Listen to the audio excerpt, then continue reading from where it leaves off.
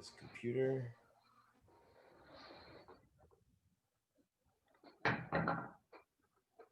And now to the book of the face.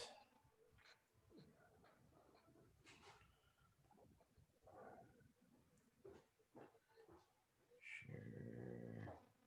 Page manage. Next.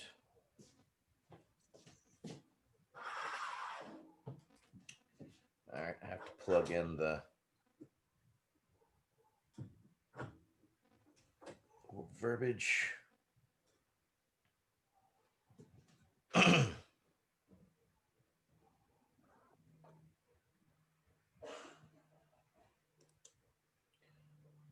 right. Let's see. Table. All right, now modify that. All right. Live button's been hit. All right, everybody. Thank you very much for joining us. My name is Etienne Fontan. I am a veteran of the West Virginia National Guard. I'm an Army combat veteran of Desert Shield, Desert Storm, and our 30th anniversary is upon us, oddly enough. So tonight we have gathered here as veterans to discuss a very powerful subject and one that affects many people's lives because it's one of the most easily accessible drugs out there, and that is alcohol. So tonight we're going to be talking alcoholism, a slow suicide. Myself, I alcohol was something that has always been in and around my family and in our lives. I come from southern Louisiana. I was born in New Orleans, and needless to say, come Mardi Gras time, if you're old enough to reach the bar, they're old enough to serve you.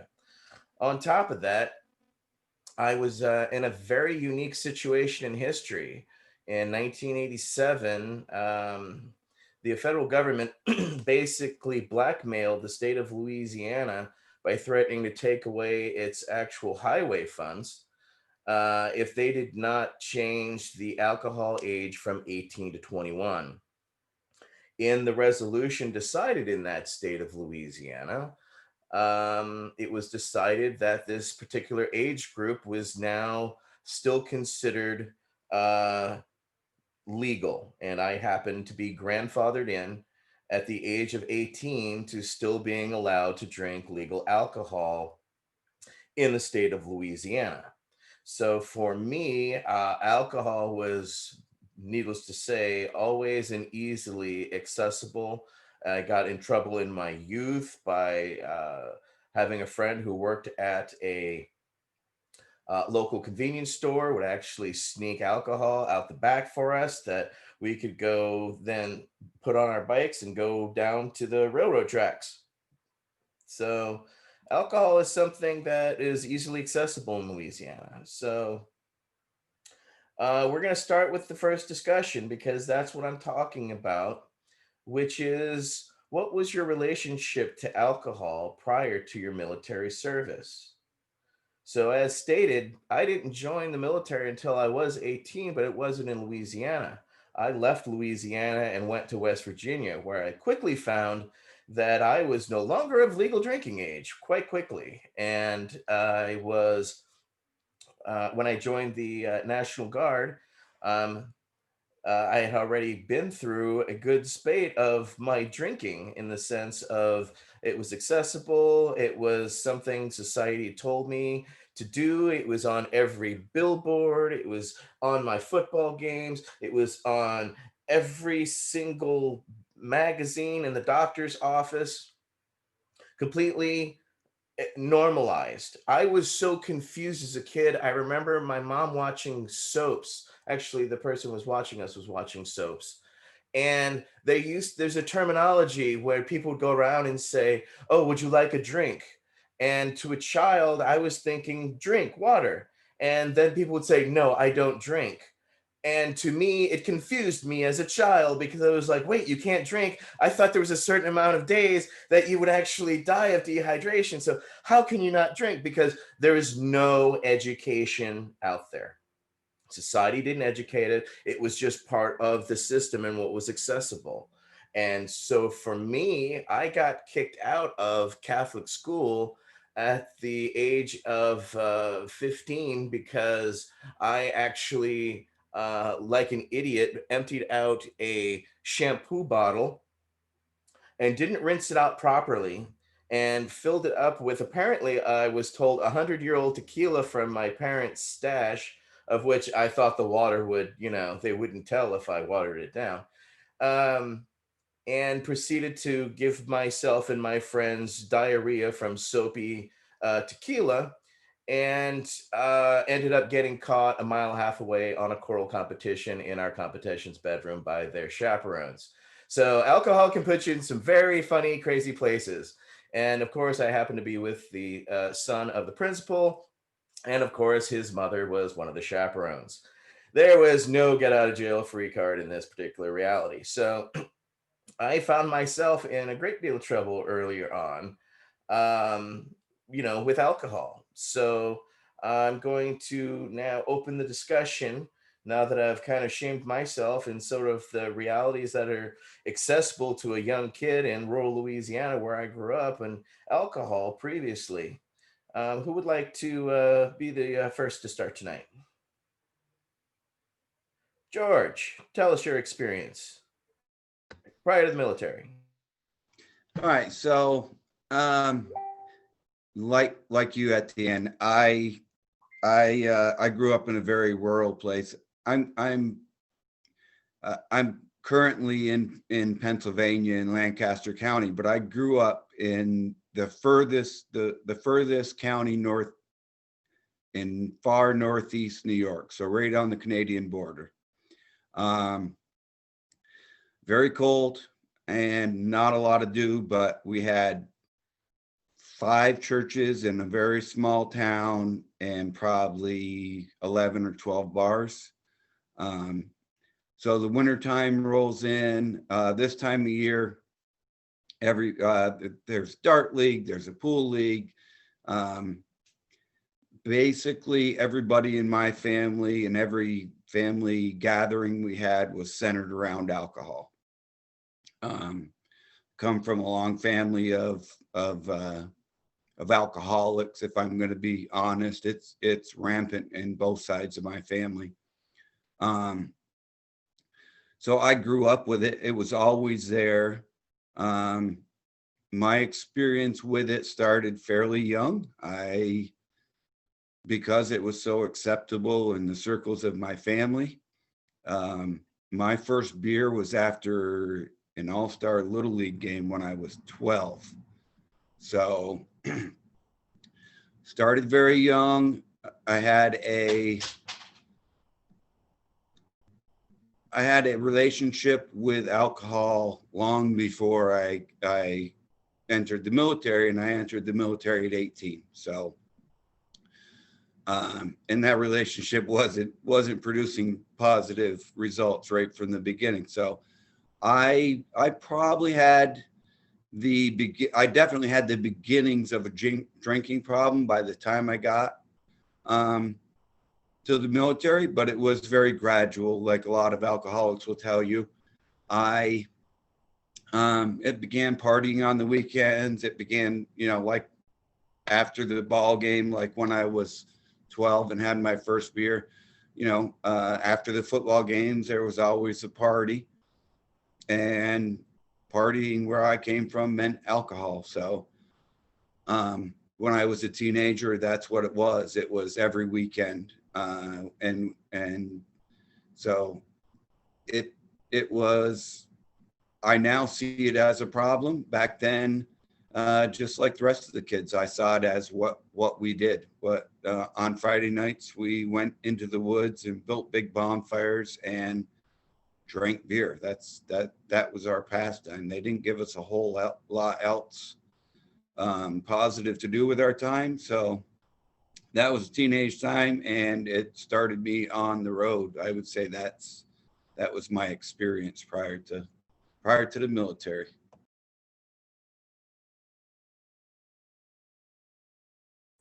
Thank you, council member. We appreciate that greatly.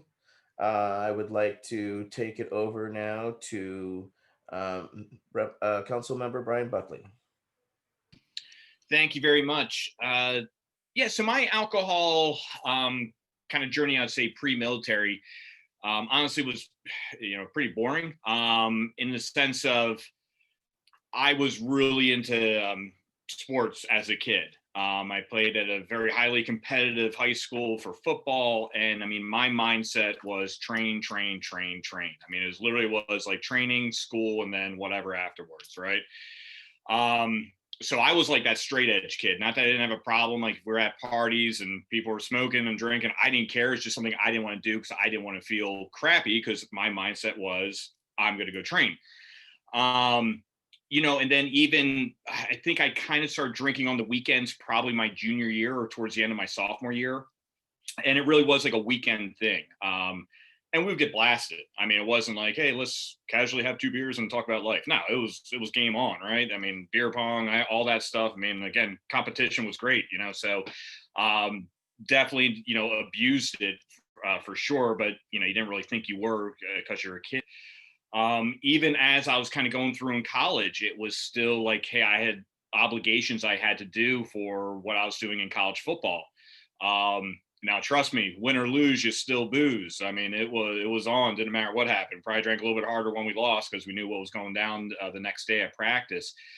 But again, it was kind of like, that's when I would say it kind of got a little weird looking back on it. I mean, Thursday night in college, Thursday, right? And I have to play a football game on Saturday, and we were going out to the bars, and we were just happy that we would make it back. I mean, we literally had the graduated assistants or some of the younger coaches on the totem pole would come into town to find us and throw us in cars and make sure we got back home safe. And, you didn't really think about like, oh, that's weird. Well, no, that's pretty freaking weird that you're going out and you don't really know what's going on. You have to have someone come out like a chaperone and pick you up and bring you home. And that was kind of how I just did things. It was like Thursday, Friday, Saturday. No, not Friday. We have games Sundays, Mondays. I think Tuesday and Wednesday we kind of took it easy, and then Wednesday kind of we got the itch again.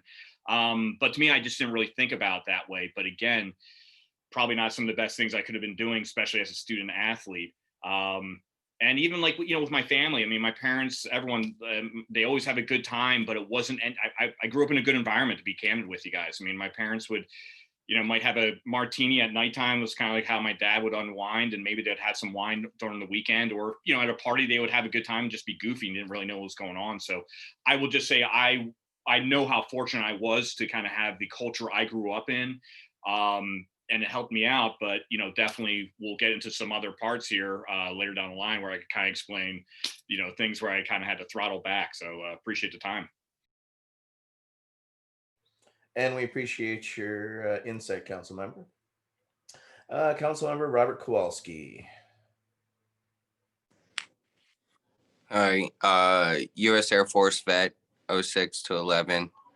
My time, with alcohol before the military, I guess could start when I was younger. It was prime culture in my family that children that were teething, alcohol was introduced to help numb the pain.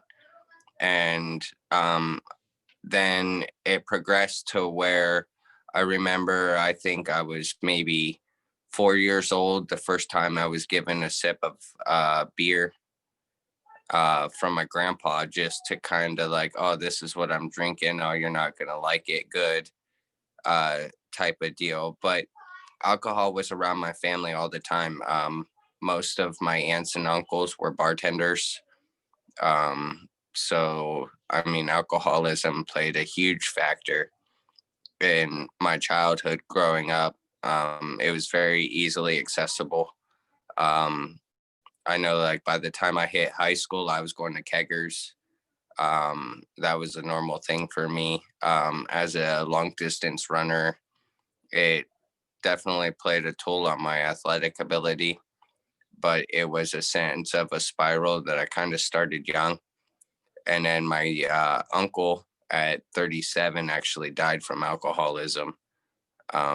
So to just put into perspective kind of where my life was at and headed, uh, it was definitely destined down that path of alcoholism from day one.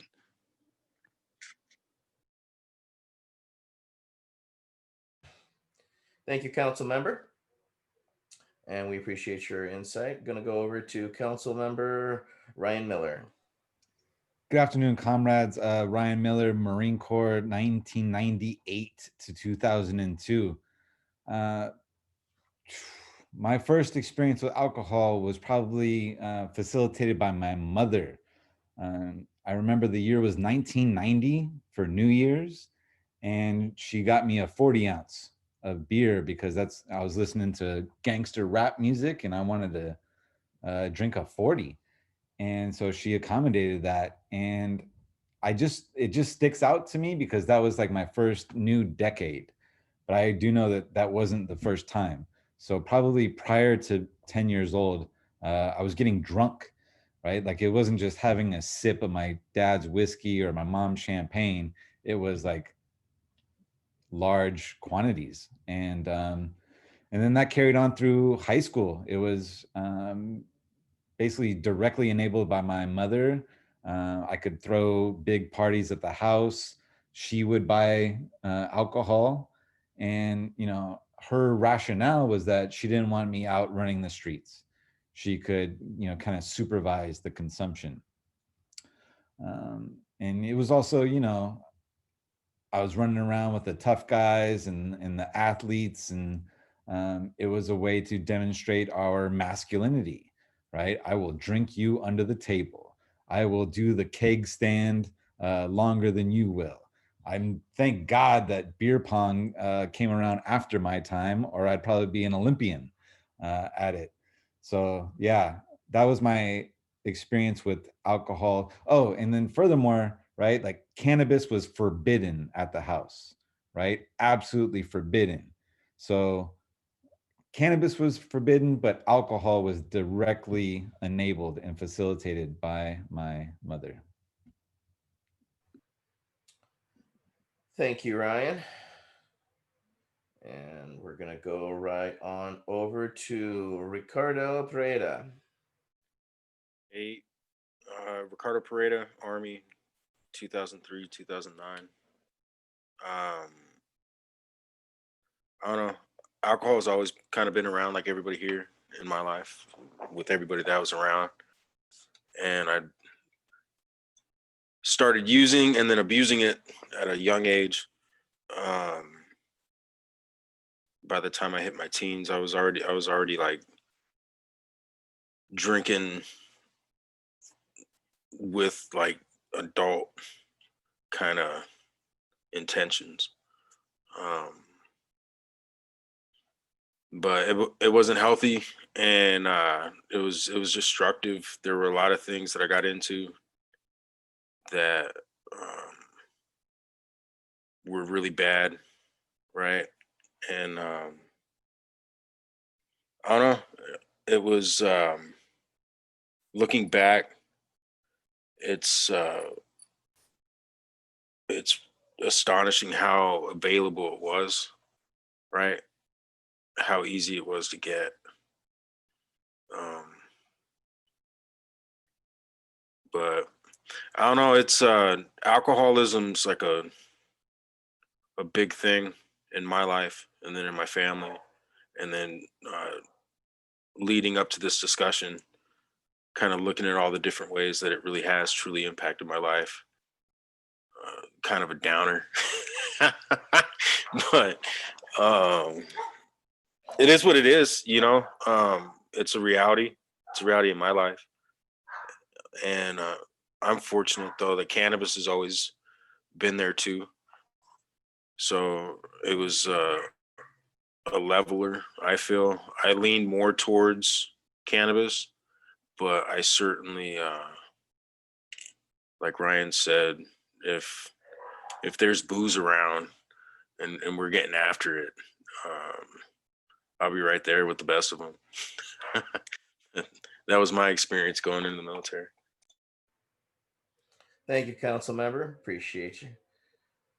Council member Tony Landry. Yes, Navy veteran, joined the military in '88, got out in '94. I guess alcohol started in my life around 12 years old. I remember going on a rabbit hunt with my father, and he stopped off at a little grocery store out in the country on our way home and bought a 6-pack of beer, and he handed me a beer. And after that, it just kind of, when we were old enough to get our driver's license around 15, my cousin and I would hang out together. And down in South Louisiana, back in the 70s, late 70s, alcohol, getting into a bar, it was just so easy. We were 15, 16 years old and walk into a little country bar and drink beer. And it just continued on through high school. And it was used as, just as a party drug, alcohol. When we get a break and we could buy it, there was little packaged liquor stores in town that we could go to that we knew, and that they'd sell us some alcohol. And just a weekend thing mostly. And I remember, I guess I was in the 11th or 12th grade, might be my senior year of high school. We went on a field trip, and it was the Friday before the Christmas holidays. So we had 2 weeks of school off afterwards, and everybody in our FFA class took off on a field trip. We could drive our cars. We went out to, country homes and looked at sheep or animals that they were, raising for FFA. And everybody in my car bought a little bit of whiskey. And we drinking while we were out on the field trip. And we had an older teacher, and it didn't seem that he was in tune with what we were doing, our shenanigans. But it led to, when we got back to the high school, and I sit down in my class after lunch. The field trip was before lunch, so we got back after lunch, and I went to the first class, and I got sick and vomited in class, and it was just so embarrassing. Got suspended from school, but it was, right back to drinking afterwards. After the suspension, everything, it just so acceptable, socially acceptable in Louisiana for high school, teenagers and all. And I guess it just continued till I went in the military. After I got married, it kind of slowed down, and I drank pretty much every evening, 3 or 4 beers, and all the way up till I left for the military. And in the military, I just continued. But like I said, I was married, so I always kind of remained grounded and just used it as a something to do in the evenings, to relax. But it gets worse. Y'all stay tuned for the next chapter.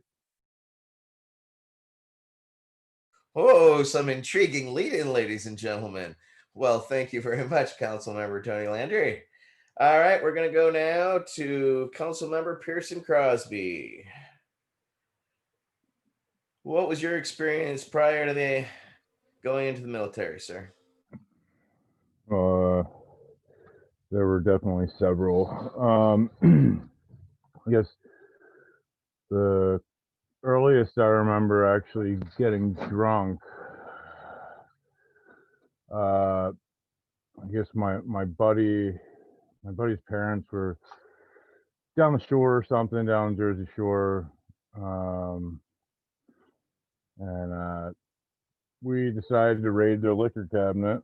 I think I must have been 7th grade, so I was like 18, or I was like 12 or 13. We drank so much, I woke up, vomited all over the living room. Like, I don't even remember it. All I remember is that his older sister had to clean it up, and it was shit. I mean, I don't think I drank for a little while after that. It was kind of I don't like that stuff type of thing. But that was hardcore for the first time ever.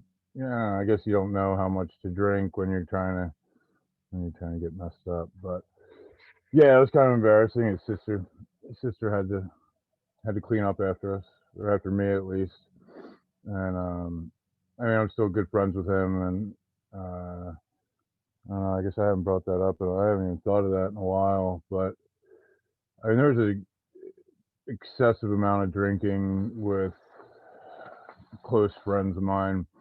I mean, we were experimenters. I mean, we were doing a lot of stuff that most people weren't doing at 12 or 13 years old. Um, and it's just, it astonishes me the stuff that, I mean, we get a case of Natty Light on a Wednesday night with on a school night, and walk back to the trestle and try to kill it, and with like two other dudes, and then show up to school the next day still half lit. Um, yeah, going to school after a long night of drinking when you're still drunk, that is the worst shit ever. Tony, I know what you mean.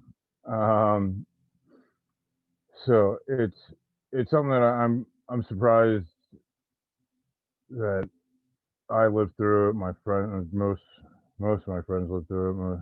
Some didn't, but we I think I got picked up at 16 for my first underage. Uh, yeah, that was terrible. At least I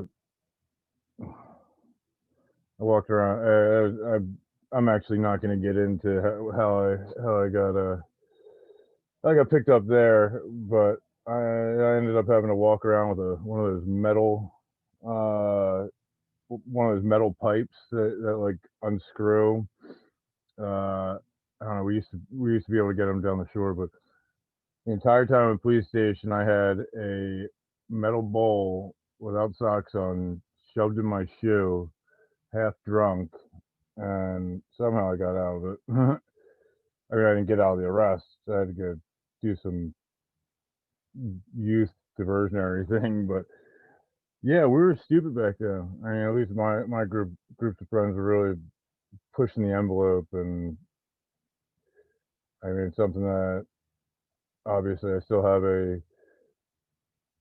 severe dependency issue, whether it's work, substances, or um, alcohol, and it start from that young was really well. I wouldn't recommend it. Let's just put it that way. I'm thinking of all these really terrible flashbacks from how stupid I was when I was a kid. But yeah, that's about the gist of it. Thank you, council member. We appreciate it and appreciate you. Um, just to reiterate, my parents were responsible alcohol users. They didn't really get blitzed, but when I went to school events or hung around or anything like that, it was always about getting alcohol and getting as wasted as you could be. Louisiana has drive-through daiquiri places where they'll give you the cup and they'll give you the straw, but they can't put the straw in because that's now an open container. Yeah, the logic still evades me, but that's again, accessibility was always there, but responsibility was not really taught. You had to find out via your consequences. And I'm going to really embarrass myself with this one, and I hope my mom never watches this. But my first real reality with alcohol was when I was 16, because I looked enough of an 18, I had enough of a hair lip that, I could get into the bar. And me and a friend were working at Sonic, and we got off early for some reason. Don't recall why, but I knew there was this bar that would let me in, and it happened to be at the end of a trailer park. It was basically a double wide with a bar inside of it. So um, we went in around 5 and started, and apparently just kept drinking throughout the night. Then the owner of the bar came in, and my dumbass said, "I'll drink anything." And then the most untowardly woman of the bar came in and decided to hang out. And apparently, I did a strip tease on top of the bar. And I found that out because the next morning when I woke up in my bed, I was buck ass naked. And as I pulled the covers off from me, everything hurt. Basically, breathing hurt, every sound, every light, everything hurt so bad. I had apparently consumed a very ungodly amount of alcohol. And it was 3:30 in the afternoon, and I had to be at work at 4:30. Oh, at 5, right? And I'm just like, I barely make it to the bathroom. And I'm like, holy shit, how the fuck did I even get home? And then I realized, oh my God, I somehow drove fucking drunk ass home a mile and a half down a fucking country road to my fucking house in my stepdad's fucking 78 fucking F-150, which, God, I don't, not a scratch or dent. Everything's fine. The keys were there. No clothes. I came back to the bathroom. There's no clothes. That's my only set of work clothes at the time. I needed those work clothes. I think, no, I had another pair, but they were all greased up because I changed the grease and it spilled on my legs, and you can't wear fucking greased up pants to work. But regardless, I called the fucking bar and I'm like, are there clothes there? And the guy on the other side of the phone is laughing his ass off. Absolutely. I knew you would be calling. Yeah, your work clothes are here. You might want to come down and get them. And yeah, apparently he then proceeded to tell me what happened, that he plied me with more than enough alcohol because my dumb ass was sitting there just goading him because of stupid machismo. And to the point where, yeah, I did strip. And then that untowardly lady took me home. But apparently, on the way home, I threw up in her car. I remember a vague thing being in the wheel well, and then I remember her hosing me off with cold water at 3:30 in the morning and then driving me back to my truck. So, yeah. That was alcohol for me right before. And that made me really kick back. But then, when I got to West Virginia and I started going to college, which I joined with the National Guard. Again, no responsibility. And then when I definitely got to the National Guard, there was definitely less responsibility than I ever even considered. So this leads us to our next question to our council members: is how did your consumption change during your military service? Want to start that one off, George? Sure, I'll start. So we similarly to what you said, I went in the military a couple months after I graduated high school, so I was 18 years old in 1985. But the government was making states change their drinking age to 21. So I went in the military at 18. When I graduated basic training, they basically, we basically all went to the NCO club, and magically they didn't ask any of us for our IDs, and we drank, all we wanted at the NCO club. But when I went to permanent party, it was prohibited if you were 18 to 21 to drink beer, which was kind of laughable. I quickly, and as you can imagine, not everybody in the chain of command thought that was the right way to treat an adult who has taken the oath and is serving their country. So it was easy to get access. It's easy to have somebody buy me beer. Now, I got married after AIT, so I was a family man. When I first got in, when I was in the infantry, it was just, I always had beer in the fridge, but the hours were so long that I literally just early in my time in the military, I remember like if I would fall asleep after 2 beers every night.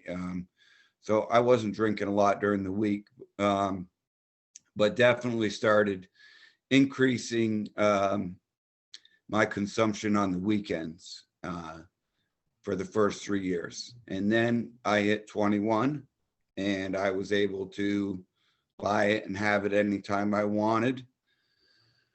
I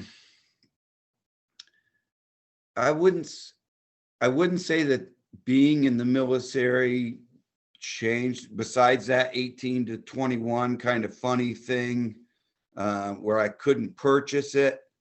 I wouldn't say it changed it. It increased it, like from where it was in high school, which wasn't a good place.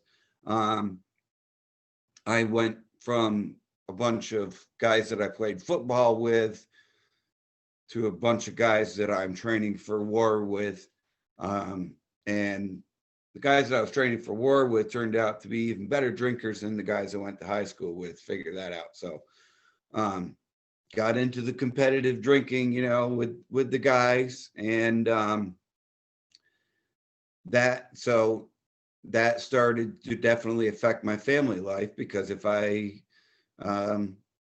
went out with the guys, and so I started going out to the my wife and I would start going out on the weekends to the bars in Manhattan, Kansas with all the college kids.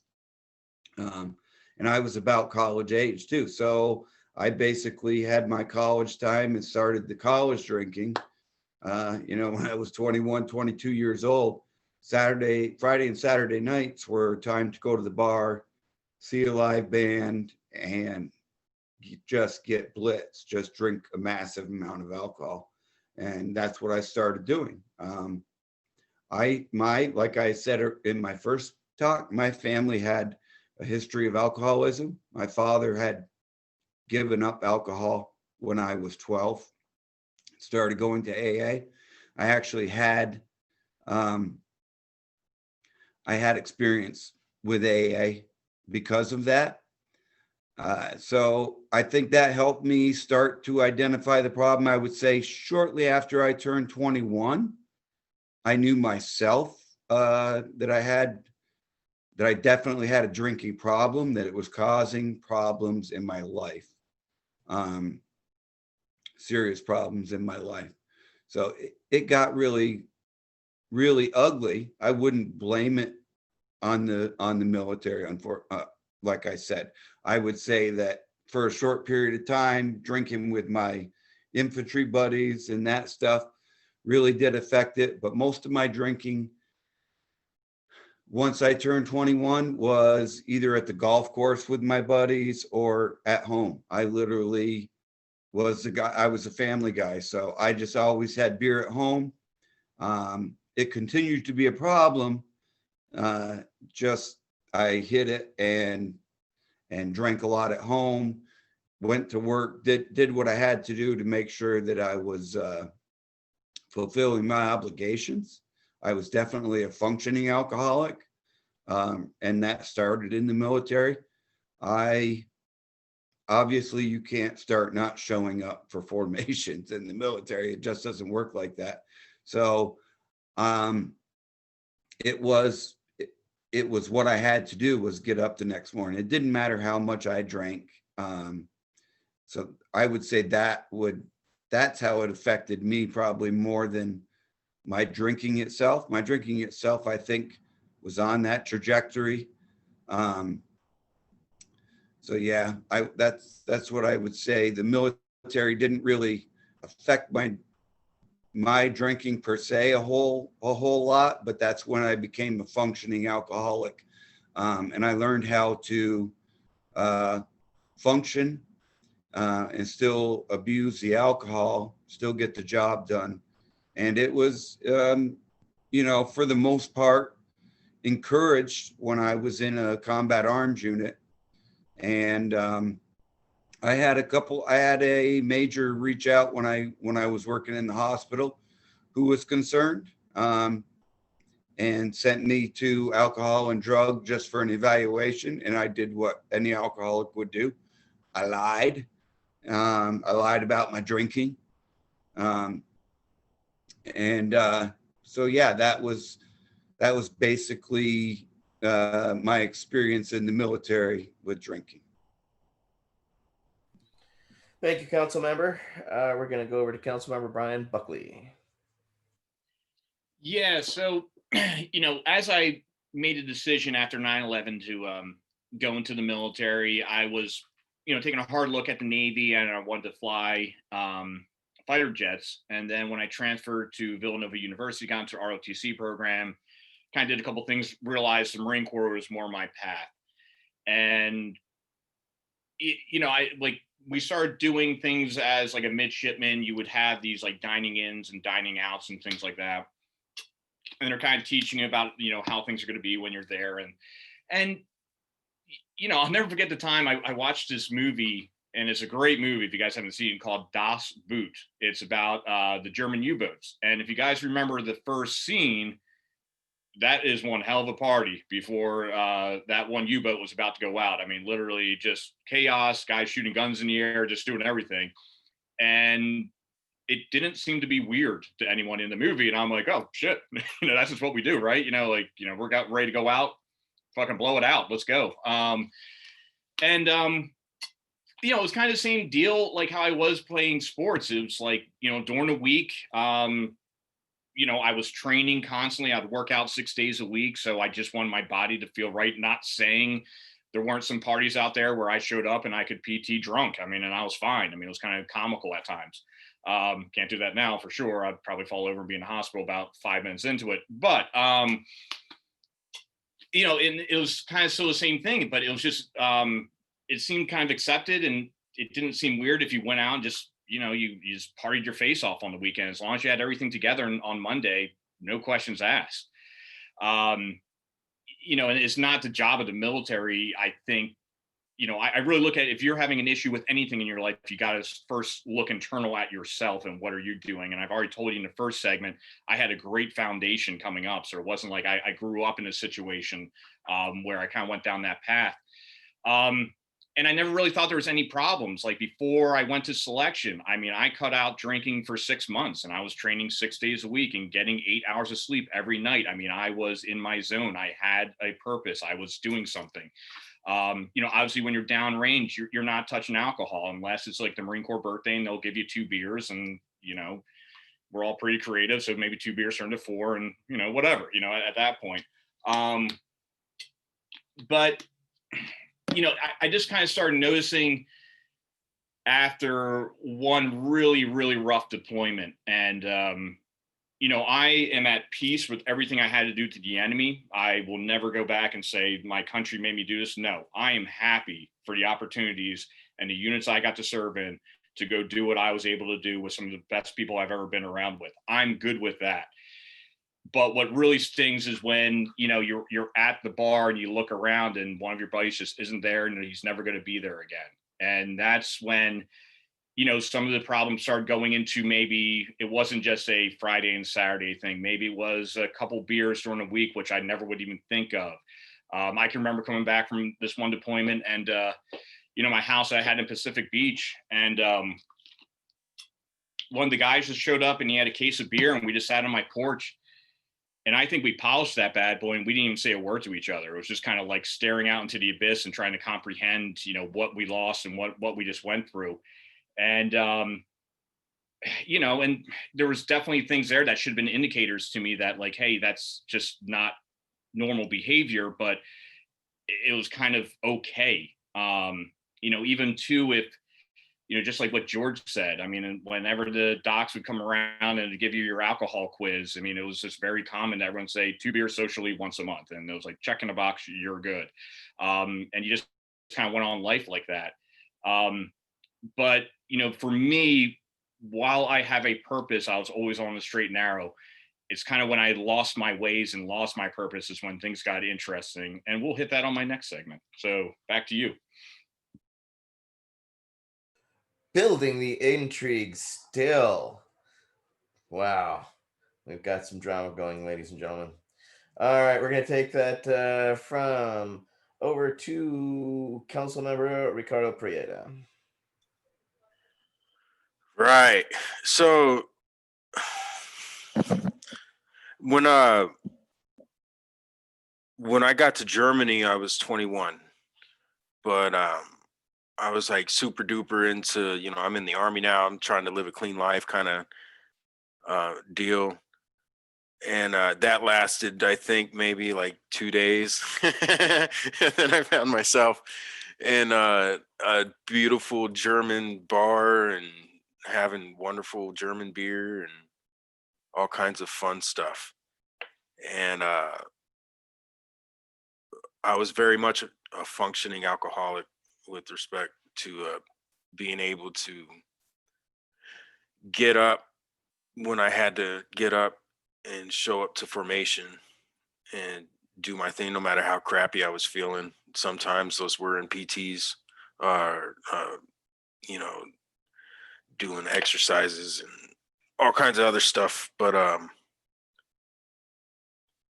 it was, I don't know, my life has kind of been chaos. So the outrageous just always kind of felt like, well, that happened, or here we go. That's interesting, right? Definitely some situations where looking back, I can't believe I made it out of some of the things that I was doing. Uh, there were some stories exchanged, so I'll share a story here. Right before we went to Iraq, we had been in the field for a prolonged period of time, and we got back to the barracks, and they gave us an option where we could go and we could work the road, or we can go to a mandatory Christmas party. And so the most of us were like, man, fuck that. We're gonna go to the Christmas party. And we went there and I was there for like, I don't know, maybe a couple minutes. I found this one table where some friends of mine were at, and there was this big bottle of Jack Daniels that was going around. And it made it past me once or twice. But then on the third one, I just like kept it. Um, and then I went and I snagged somebody else's beer a little while after that. I kicked over my first sergeant's daughter was playing with some stupid CD or whatever, and I kicked the CD across the room, and had a whole Frank the Tank moment right there, like a meltdown on the Christmas party for the company. And then my commander basically just told my my squad leader that I was grounded for the night, and spent the rest of the night up in the day room attacking a keg, and woke up the next day just butt ass naked, half in, half out of my shower. But it was when I went to Iraq and I deployed over there, I didn't even think about drinking. There was just too much going on. The op tempo was insane, so there wasn't really much time. And when we got our 2 beers, I think it was for the Super Bowl or something like that. They took great pride in letting us know that the MPs couldn't get that 2 beer allotment because we were technically always on duty. Like, we didn't know if we were going to get called off post. So a little irony there. They had a good laugh at that. I didn't think it was funny at the time. But after the deployment, the wheels fall off for me, and I started drinking like on a regular basis. And then when I got back stateside, I did stop showing up to formation, and I wasn't calling people or whatever. And yeah, I got put on convalescent leave for the last 6 months just because I was getting into fights. I was doing all kinds of other stuff. It was escalating in a bad way. And yeah, that's how pretty much how I ended my active duty career. And then it was a medical board process for 3 years after that, where I was mixing booze and pills and all kinds of other fun stuff. But that's the next question, I think.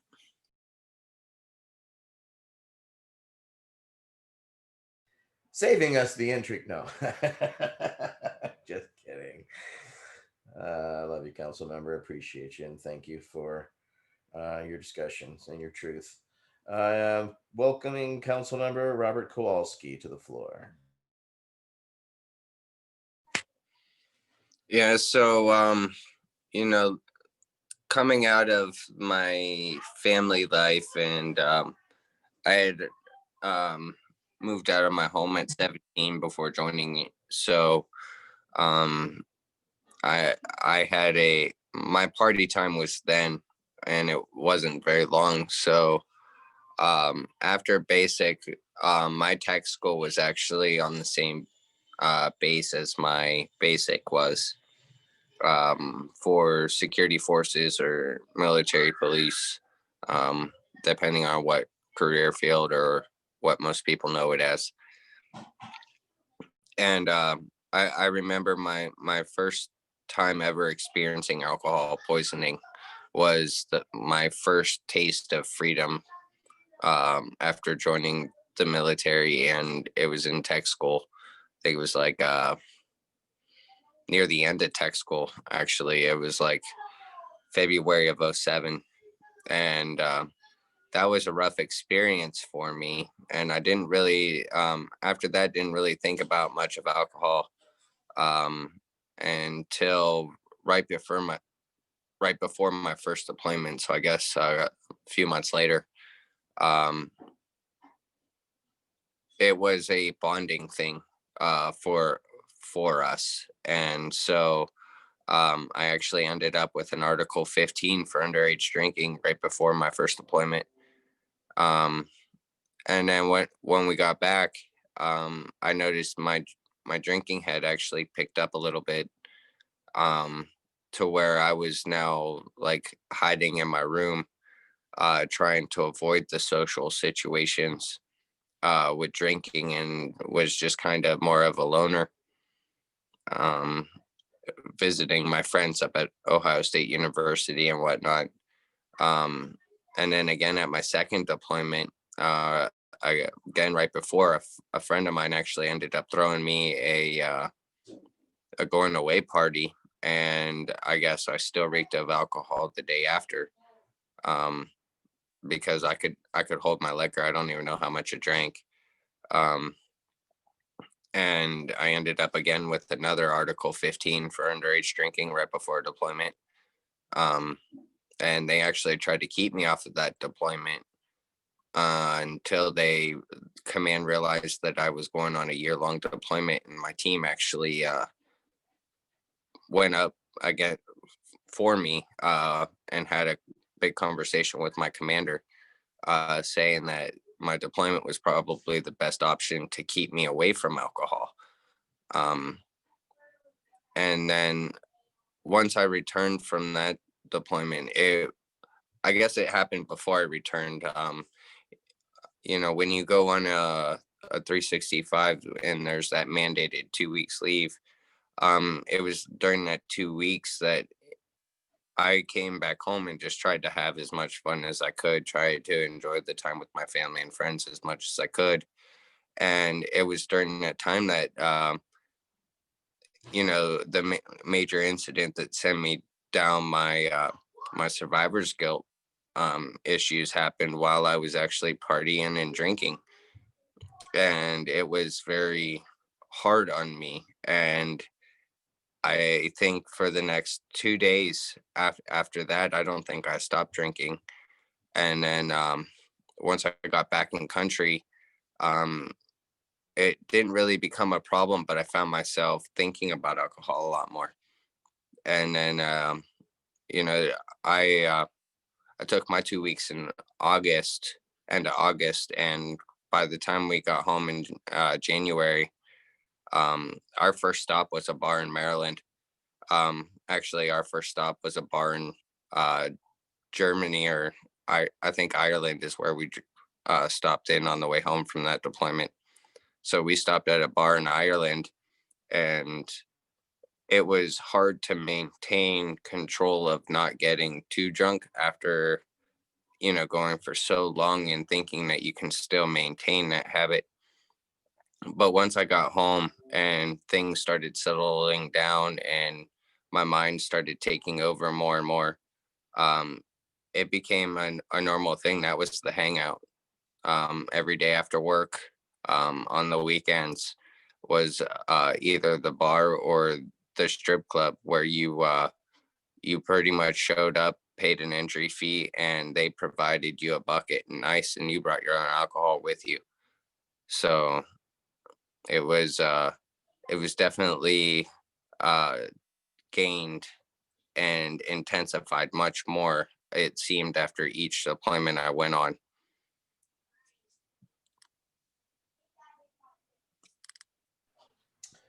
Thank you, council member. Council member Ryan Miller. Ooh, yeah. So, I was like a shit hot Marine. I was meritoriously promoted twice, Marine of the Quarter, always on these boards, and first class PFTer, expert rifleman, all this stuff. But then 1600 on Friday would arrive, and I would lose my mind. I would withdraw $200 from the ATM because I didn't want to run out of money to drink with, and I would go hard.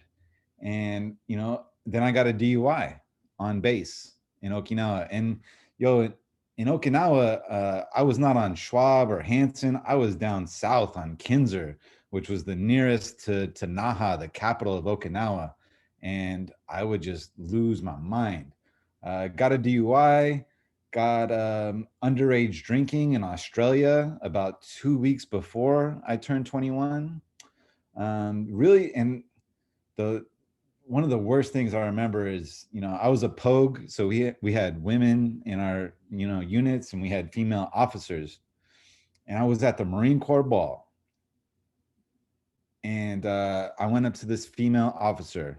Her name was Lieutenant Kovac, and I said, "Hey, Julie," which you would never call an officer by their first name. I said, "Hey, Julie," I said, "Hey, bitch, when are we gonna go out?" Right? And she's sitting around a table of officers, and it was just bad, like really regretful. I would never have said that like sober. Um, then I took leave. I went on leave to like Seattle. I had all these plans to go like snowboard Mount Bachelor and go to Vegas for New Year's. Well, my first night in Seattle after 2.5 years in Okinawa, I get a DUI in Seattle with my buddy's car, or my buddy's mother's car. And I did the 2 nights in jail over Christmas, paid a little fine, lied to an alcohol counselor that I didn't have a problem, didn't need any kind of treatment. And I was able to resolve all of that while on leave, so that the Marine Corps never found out about it, and I never got in trouble. And then just like the last thing I kind of did that I regret the worst is I was on this deployment on ship, and I got drunk, and this sailor got drunk too, and I knocked out his tooth. And because of that, they knew I had a kind of already had 2 NJPs. So if I would have had another alcohol related incident, it probably wouldn't have been a good look. So I couldn't get off the ship in Hong Kong, which was one of the better like Liberty ports to experience. And then, so just lastly, in reflection, I was in active duty before we had camera phones, right? So we had just these, disposable cameras and stuff. And, I went through like my little album, and it's like, oh, look, here's a picture of me in a bar in Thailand. Here's a picture of me in a bar in Korea. Here's a picture of me in a bar in Okinawa, right? Like, well, why did I even go overseas? Like I could have just had all these bar experiences right here at home.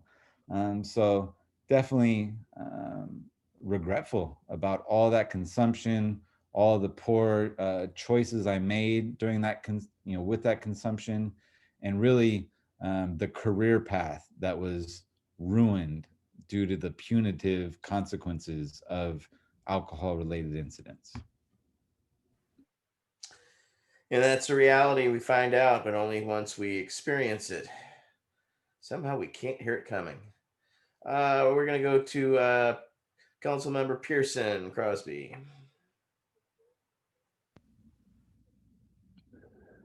All right. In service. So went to right after getting out, graduating School of Infantry in Camp Geiger, North Carolina. A couple weeks into my first duty station, or my first unit, 1-2, we decided to go down to Myrtle Beach, and so I'm like 19 then, and like some of our senior Marines were down there also, and so we're out drinking pretty much all day and night, and make the stupid decision to stop and watch somebody get arrested, and all of a sudden I'm getting handcuffs put on me, and wind up in the back of a paddy wagon with Marines. Oh, it was all Marines. It was like from me as a, I guess I'm not sure if I was a Lance Cooley yet, but I think I was the youngest all the way up to Major, back of the paddy wagon. And this is like 3 weeks into the infantry. Like they had just gotten back from Nazaria, and like it was a tough time to be a boot. I think the Marines will know what I'm talking about on the call, but you don't want to flag yourself that early on in the game. So I ended up in the drunk tank. No money, obviously. We were getting paid like $300 every 2 weeks or something crazy like that. And I mean, I was toasted, underage.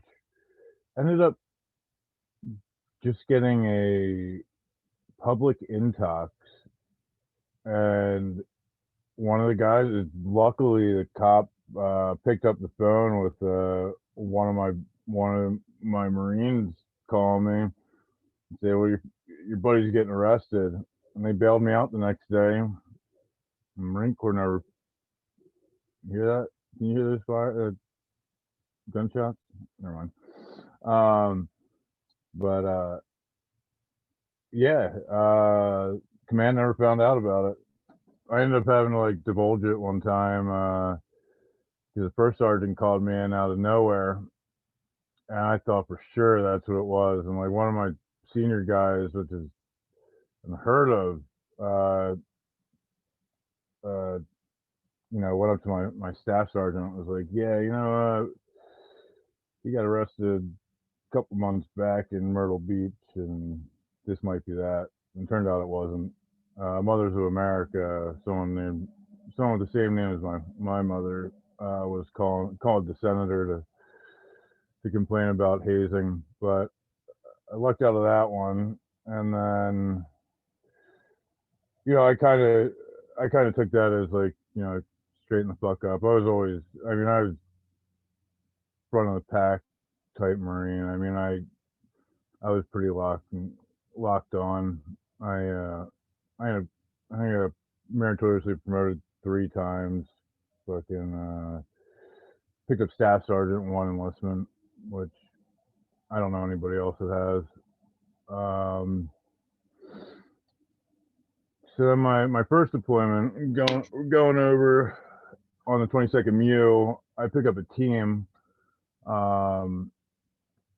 which is also something that's not, if you're back then, or anybody that was a leader, leadership position, you typically deployed. I was a saw gunner going out over there, and a bunch of guys got promoted, which brought them up to squad leaders, and I picked up the team. It was we ended up going to Italy and Spain on our way back, or Italy and France, and I think it was on our way back. Yeah, I'm pretty sure it was on the way back. But we did like a one of those cleanings. It was a cleaning before you cross the Atlantic again, and we were a 3-hour train ride from Italy, or from Rome, where we ported. And one night we missed the train that took us back, like last call train. Like, if you don't make that, you're not getting on. You're not getting in on time. You're UA. So we wind up getting a taxi, right? And we were fucking blitzed.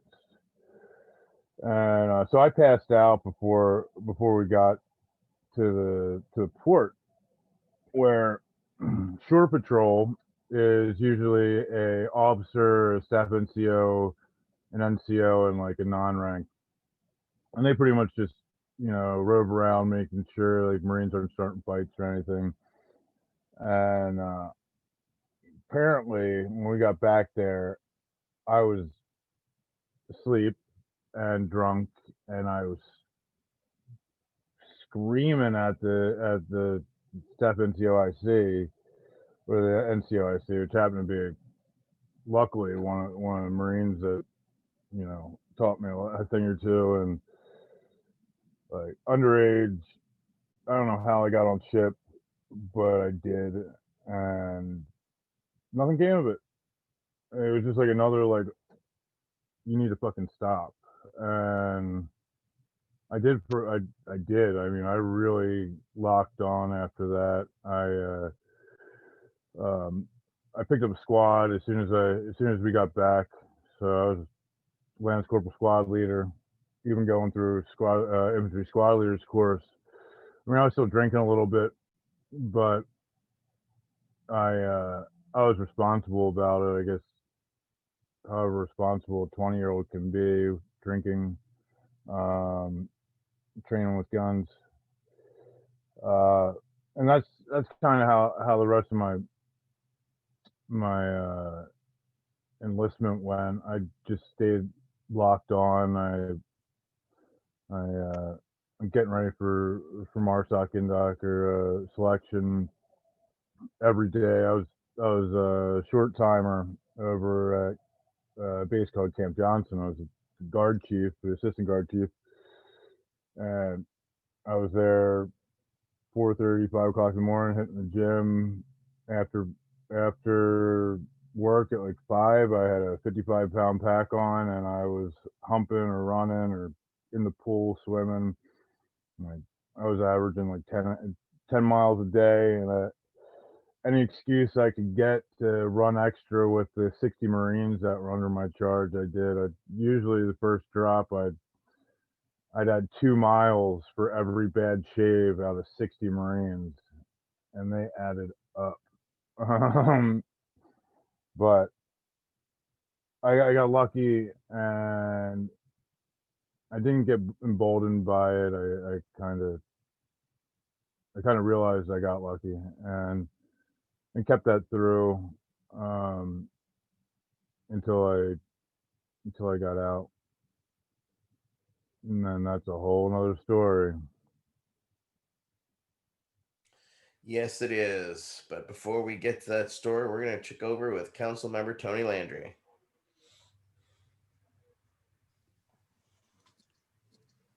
Alcohol and while I was in the military, so that's what we're talking about. Yeah, it's just continued. While I joined the military at 26 years old, so, and I had a 6-year-old son. So I was a little older than the rest of the guys on in my command. So they were all living in barracks and I was in Navy housing. So my wife and I would cook on the weekends, and we'd get, the 4 or 5 of my friends that were in school together. They'd come and they kind of use we'd play Pictionary, play games, and drink beer and eat and cook food and barbecue. And just kind of our house was like a hangout for the younger guys that couldn't drink on base, and they just crash out in the living room. But it was just always just as a recreational type thing. Alcohol was always involved in pretty much every weekend. But it was more of a weekend thing, and it just kind of it ended up becoming like a old record with a groove in it that just kept getting deeper and deeper, and the drinking just kept being more and more. And along with that, of course, you have arguments with your wife and stuff. It never affected my job so much because I had a couple of children by the time I got out, 3 children. So I've always, while I was in, just mainly a weekend type drinker. If I drank during the week, it was more like beer, always beer. No hard alcohol, not even wine. So it would just, but it was started some patterns that continue when I got out, and that's when the next story. That's when it really gets to be the slow suicide. I started using alcohol for just to compensate for pain and stuff like that, and it started causing some real problems. That's the next story. Thank you, council member. Well, when I joined the military, honestly, I'd never liked alcohol. I tolerated alcohol. My mom said with pride, I was given, beer and gumbo at 6 months. Woo, go Cajuns. So, it's just so accepted. So yeah, I definitely relate to it being a weekend thing. Now,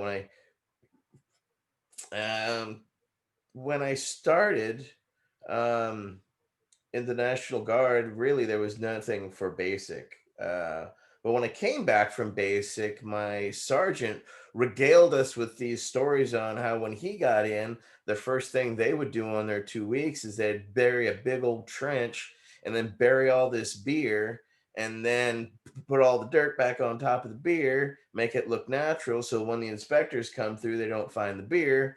And after the inspectors leave, then you unbury the beer and you drink the beer. So that told me that, wow, this must be pretty normal and accepted behavior here in the West Virginia National Guard. And no, when it came to doing the weekends, it was normal, so there was no real parties or anything like that. It wasn't until that we went to, when we got activated and went to the Gulf, that all that really changed. We went to Fort Campbell, Kentucky, and we went out to the bars off base. I was just on the cusp of 21, so I was just so I could just get into bars if I tried. And a lot of the bars off base, as long as you showed your military ID, they just kind of waved you in. So it became a regular thing on, originally it was the weekends, but then it became on the weeknights because we got word that we were going to be activated pretty quick and it was going to be top secret. So yeah, it was a lot of strip clubs and bars. And the night before we left as a unit, our lieutenant colonel bought all the strippers at all the clubs. And we had a huge private party where we had strippers and beer in a huge conventions in a basketball hall on base. So yeah, idiots got caught for splitting $1 bills and shit like that. It was stupid. People just don't know how to act when it's with alcohol. And it just showed me and it taught me, hey, go all out. And of course, we're going to Saudi Arabia. And so as soon as we got there, I served with a West Virginia unit. Guys are like, hey, if you find any fruit rinds, get it to me. Wink, wink, nudge, nudge. Because they wanted to make their own. So it was just one of those things which was hard to find. But when you did, you got to the right channels and occasionally got a sip of something that was absolutely horrid. But, it changed your mindset for at least 20 minutes. But that was few and far between. But before we left, I mean, I guess I forget what actually happened, but the base, for some reason, we were shut down and we couldn't go off base. So we would just give sergeants money, because we were all, specialists. So they'd go buy us beer, and then we would sit around and drunk bond in the barracks as we played cards and get obnoxiously drunk and follow each other and take silly pictures of us, being stupid, flexing, and shit that you do when you're drunk with your bros. So yeah, we broed out in anticipation of what's going to happen next, where we're going. And yeah, really, when I came back, it was after the war, before I popped hot for a piss test for THC. I drank, and more than that, I overdrank. I didn't know how to cope with what I had been through, and I still had to show up for one weekend a month, and I did for that, and was able to fake my way through that. But outside of that, I was a fucking mess for a while. I was just, trying to find answers because I had no answers, and I searched down the bottle of the fucking Jack Daniels bottle to find it. And, as I said, alcohol hurt physically, mentally, especially the next day. Guys went and would cope, the old running on the Monday morning to the medic to go get an IV pumped in you so you can get your fluids back in you and get rid of your headache. That's accepted military behavior. As bizarre as that is, it's just, oh, okay, you just need a pint. Here you go. It's just absolutely was stunning when I was on the military bases to see Budweiser trucks painted the same camos as my howitzers. Exactly, to a T, except the only reason you could tell it was a Budweiser truck is it said Budweiser on the side of it. It was just bizarre how, every base you have access to. And even, after I turned 21, yeah, absolutely, you had access on base. Every base that I know, even small National Guard unit bases, etc., all you either had it in a cooler or in a refrigerator or in the actual Coke machine. So it's so propagated to be so normal. But the one thing about it for me that really hit me was the depressant properties. The qualities I didn't like. They weren't healthy for me for coping. They're great for escaping and putting myself out unconscious to get some sleep, but it didn't help me in any way, shape, or form deal with the trauma that I had experienced that I didn't think I experienced. But I was so confused because I was actually experiencing it. Nobody was saying, you're experiencing it. So it was very confusing. And so even when I worked on the horse farm, when we got done with the barn, it was, let's go grab a 6-pack. We split a 6-pack. Then the neighboring farmers having problems with gophers because this is Smithfield, Pennsylvania. So he'll hire us to go sit on he'll give us a case of beer to sit up on a hill and shoot prairie dogs because the horses and the cattle are falling into the prairie holes. So it was payment. Even it's absolutely crazy. So it was everywhere and around me. So I didn't know how to cope. Nobody would tell me that you have a problem, you're drinking way too much. They were just like, if as long as I was able to hand them the money, they were fine with it. But I was definitely a slow poisoning, and it just hurt. um and yeah, next is weed because that's what saved my ass. So with that, we now go to, what was your turning point? What made you feel so bad about alcohol that you were just done with it? So we're going to start off with Council Member George Armstrong. All right, so I'm going to start at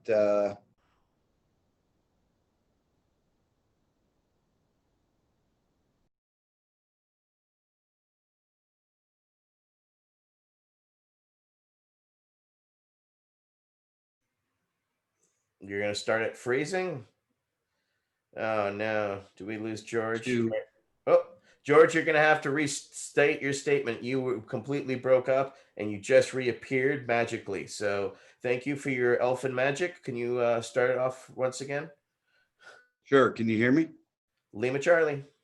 All right, so yeah, so I got out of the military, and my separation and transition into the civilian world, both of which made my drinking worse. I really started to dull the pain when I got out of the military from the traumas that I had been through in my life, and I started drinking every day to excess.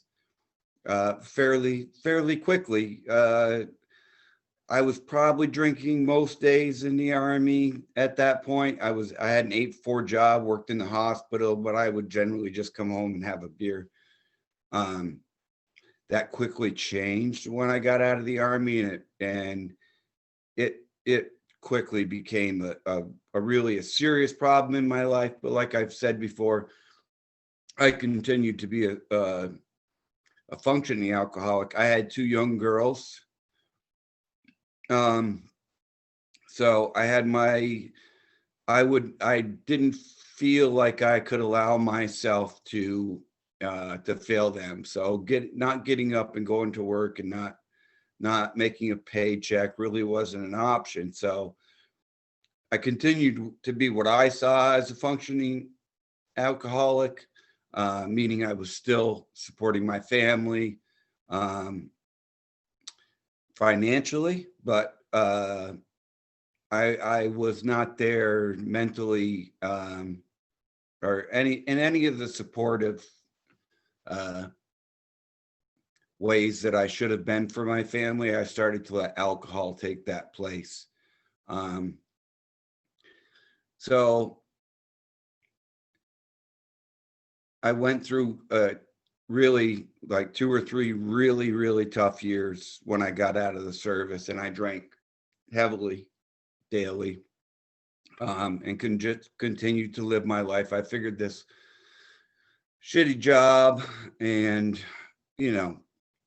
going to work from 8 to 5 every day and getting shit faced on the weekend was going to be the way I had life for the rest of the time. So I kind of just kept on nose to the grindstone, drink. And at this time I started to know.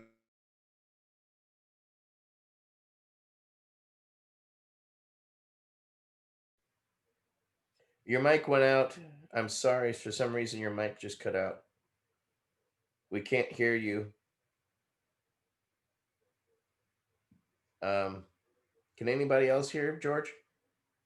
There you go, George. For some reason, your audio cut out. Can you restate that again? I'm so sorry to ask you again, but speak.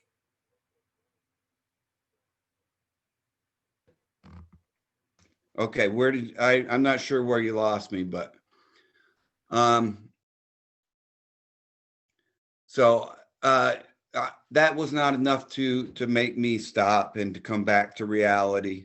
And in 1996, I was in a car accident where 2 people in the other car died. And thankfully, I wasn't drunk at the time. I was sober. But I went on trial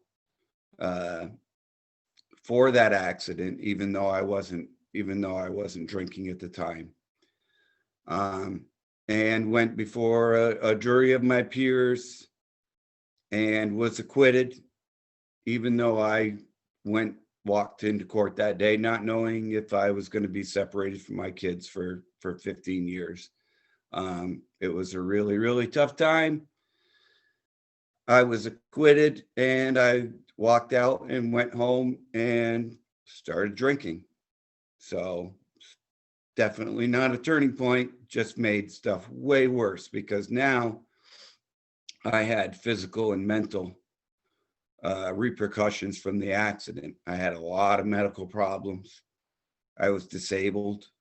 And I had a lot of trauma and a lot of survivor's guilt from the accident. And I developed PTSD really, really fast. I started having symptoms shortly. By the time they had me on massive amount of pain pills, but only for about 90 days. And once they took me off the 90 days of pain pill, I started not being able to sleep unless I drank a lot. Really abusing alcohol, neglecting my family, started to have the classic symptoms of self-hate, self-loathing of an alcoholic. I was turning into the person that my father was, that I had swore I would never turn into.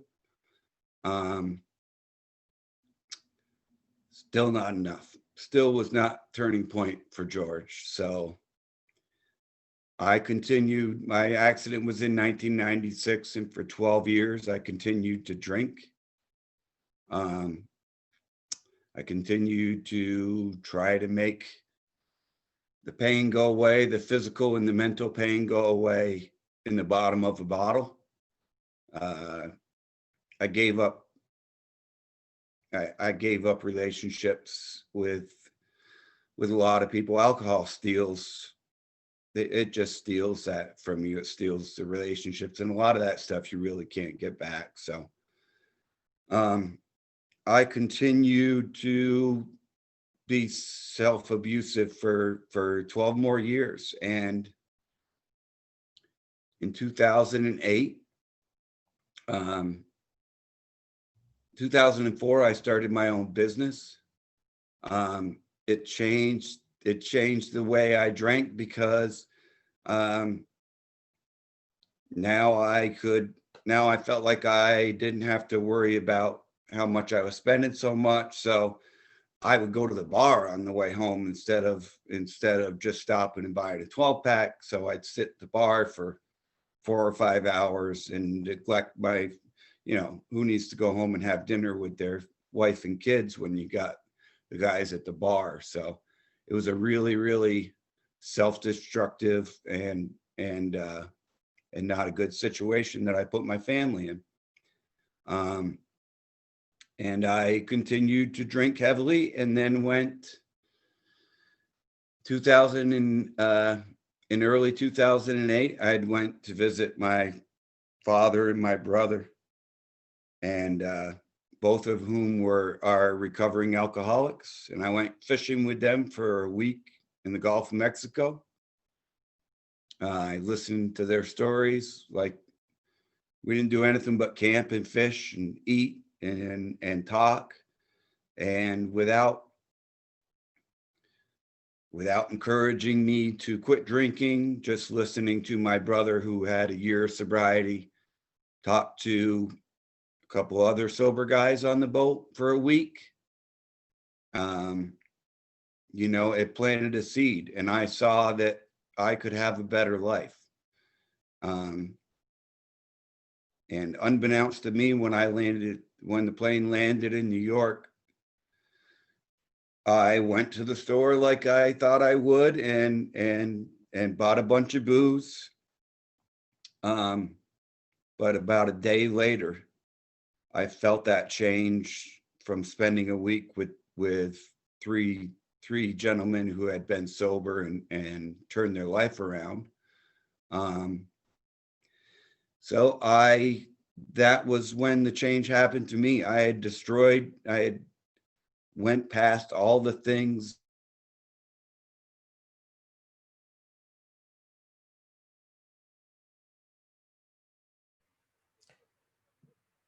I think you cut out again on us. Your audio is cut out again.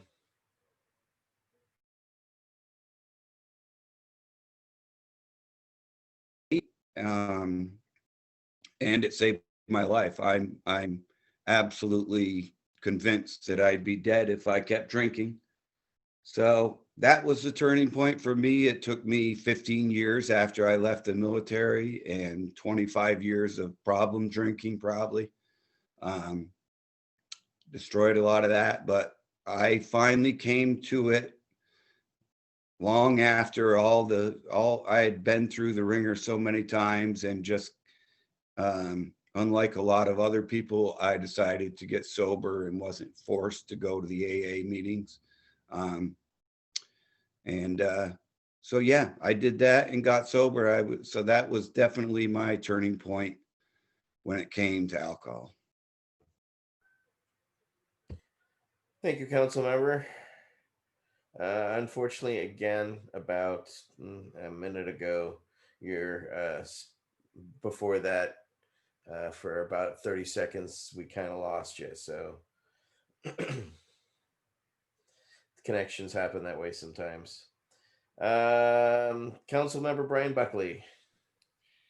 Yeah. So, to kind of recap what we talked about in the previous segments, I mean, obviously, I've mentioned how I had a terrific foundation with my family, my parents, played for a very intense high school football program where, we had a coach who laid down the law and you had to sign a pledge. And if you messed around, you were gone. I mean, I'll never forget one year there was a Thanksgiving Day football game and you're playing your rival and it's the seniors' last game. And I think like 8 of them got caught drinking the weekend before and they didn't get to play their last high school game. So, I mean, the law was written and these guys were starters. It wasn't like they were just some bench guys. So it was kind of just one of those things like, okay. And you just didn't do it.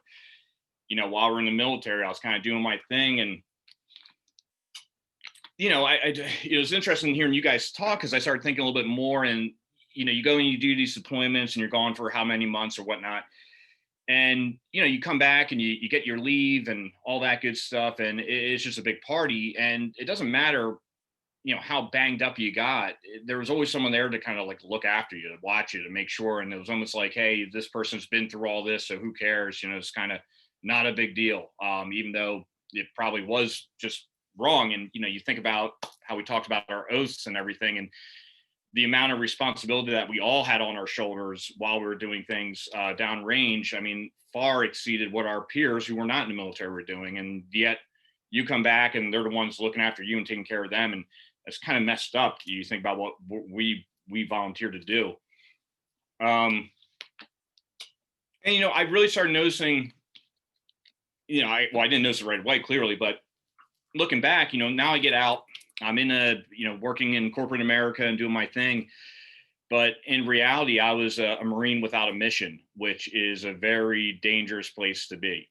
And, as I told you guys before, I was always constantly training for something. And I just would say, hey, physically, I got to be able to go out and do this stuff. And now I didn't really have that. There was no physical fitness test for me or body weight stuff or anything. No one really, it didn't really matter what I did. I could have a big old beer belly and whatnot, and that's fine.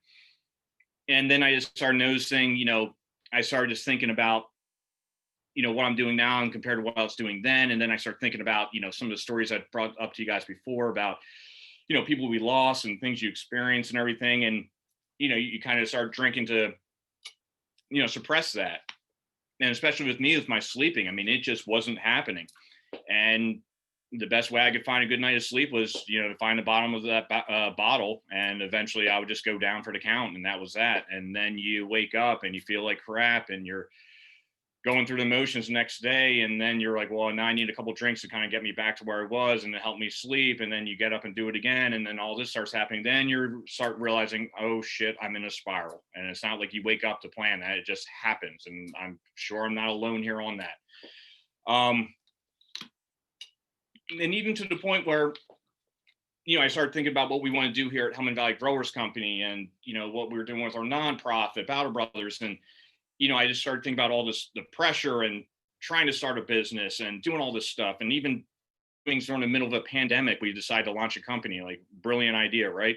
And it was just a normal stress. Well, how do you deal with it? Well, let's go get a couple drinks, and you have 3 or 4 or 5 or whatever each night. And it really, to me, it was just like, I just have a lot of these moments of, stay with me, in the bathroom. Like when I decided I was going to go into the military, it was me looking in the mirror and saying to myself, time to go earn your citizenship. I had a very similar experience where I looked at myself in the mirror and I just said to myself, are you really the best version of you right now? And I started thinking back to things about my shortcomings in life and things where I made mistakes. And, life happens. Sometimes it's out of your control, but a majority of it was just self-induced. It was me. I mean, I was the one going to the bottle. I was the one having the drinks, and I wasn't there for everyone. And that's messed up. There's been so many people who've done so many great things for me and give me so many great opportunities. And, am I really paying that forward? And would people be proud of me? And to be frank, it just really pissed me off at that. There's great opportunities I've been given in my life, and I'm about to squander these things because, I like to have some drinks at nighttime, and it was just stupid. It's just immature. And I, really said to myself, like, you're not alone here. Like the weight's not all on your back. You got people here who are working with you, people I work with in Battle Brothers, people I work with in Helmand Valley Growers Company, the great family I have here at the Veterans Action Council. I mean, I got people to my left and my right at all times, and it takes a village to really make something happen, but you really need to do your part. And I just really felt I wasn't doing my part. And, thank God for cannabis. I mean, it literally gave me an alternative. I could do what I had to do. I could get some sleep. I could relax. I could wake up the next day feeling great and going out there ready to do things I had to do. And, that's why I say it's just like, that is the best version of me, is to stay away from that stuff and to focus on what I have to do. And I know I'll accomplish things with my teammates. And then, what kind of really bothers me now, do you kind of look back at what alcohol does to your body? I mean, I told you about football, and we play games on Saturdays, but Thursday nights we're at the bar getting ripped. I mean, in reality, if you look at some studies, it's not the 24 hours after you drink where your body's really messed up. It's actually like the 48 hours after you drink. Your body really is in a weird spot, and it's just physically and mentally, that is actually your low point of coming back from a hangover. So here we are Saturday, what we're there to do, and we're not in our best shape to do that. If you want to watch this one podcast I did on a PV Unfiltered, throw out a plug, but it was with an NFL veteran who played 12 years in the league. And he talked about how he used cannabis the entire time. And he's like, and 70% of my friends used it the entire time. And he's like, it was just our way to kind of relax, let our body start healing, and then get back up and start doing it all over again. And we had a discussion on, it's like, that's 12 years in the NFL. That is a long, long freaking time in that league. And I just said to him, like, do you think if you drank or if you used cannabis, what would have helped your career the longest? And he goes, probably the cannabis. Honestly, if he's like, I would have drank my pain away, he's like, there's no way my body would have been able to recover and do what it had to do and keep going that way. And even at that point, you're losing some of your physical skills. That's when you got to start, your intelligence and, you're studying and all that stuff. So you might be a step slower, but you're 2 steps faster mentally. And that's kind of keeps you around, lets you play. And I really thought that was a very interesting and very astute point. And, Ryan and I were kind of having a little side talk, and I just said, I was like, I wonder what kind of like warrior I would have been if I would have been able to utilize cannabis while being active duty. If I would have just went home at nights and just used some cannabis. And right now, and this is not a pity party, like I said, I would not change a darn thing about my life. I mean, I'm very proud of what I was able to do, but I'm in constant pain, and that's not a pity party. I mean, there are some brothers and sisters out there who gave everything they had, and they're no longer with us. So we were all very fortunate to be able to be back here. But my body took a lot of heat, and I'm just thinking, what about the cannabis? How would I be feeling now if I was utilizing cannabis that entire time versus the alcohol? I think in our generation, fortunately, we're going to find out. I think there's going to be things that are going to move here, and we're going to see things a little bit differently. And I'm just so blessed that, something that was pushed down to us from a very early age in the 80s about that is bad, don't do it, this is not, it's a devil's lettuce.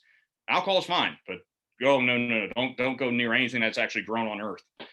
It bewilders me at times, but I'm just very fortunate, very blessed that somehow my life took a path where I found this and I found all of you. And I really feel like I'm never satisfied, but I really feel like I'm putting my best effort forward. And, this is the best version of me. And it's just due to, cutting the booze and going to the cannabis and kicking some ass. So, again, appreciate all of you and really appreciate sharing that story. Thank you for sharing with us, Council Member. Council Member Ricardo Frieda. Yeah, I mean, it was pretty evident shortly after I got back from Iraq that there was a significant issue with alcohol, right?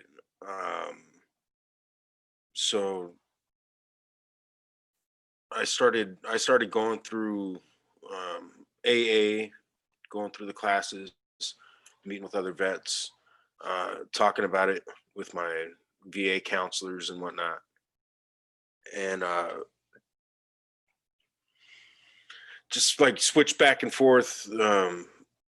I'd be good for a couple months, go to my meetings and whatnot, and then I'd go back and I'd stop by at the bar, and then all of a sudden I'd be drinking again. And I would get these massive panic attacks where it felt like I was having a heart attack. My whole face would go all fuzzy and feel weird, and it was like a significant hangover, right? After drinking the next day, all dehydrated and jacked up. But those situations were scary for me, right? Nobody likes to go to the ER thinking that they're having a heart attack and then get told that, it's a panic attack, right? So, but it really didn't. It was a socially acceptable, again, thing to do. And the first 3 or 4 drinks, the conversation and the laughing and everything, and then it just would hit a point where it wasn't fun anymore. And I don't know, when I got back to Tucson and I found myself at the U of A, and I'm setting up for all these tailgates and stuff like that, and I'm responsible for all the chow and making sure people are having a good time, and the social lubricant is booze, right? And I'm really good at mixed drinks. I'll put you on your ass. And so I always had, I was Johnny on the spot with the booze and the food and whatever. But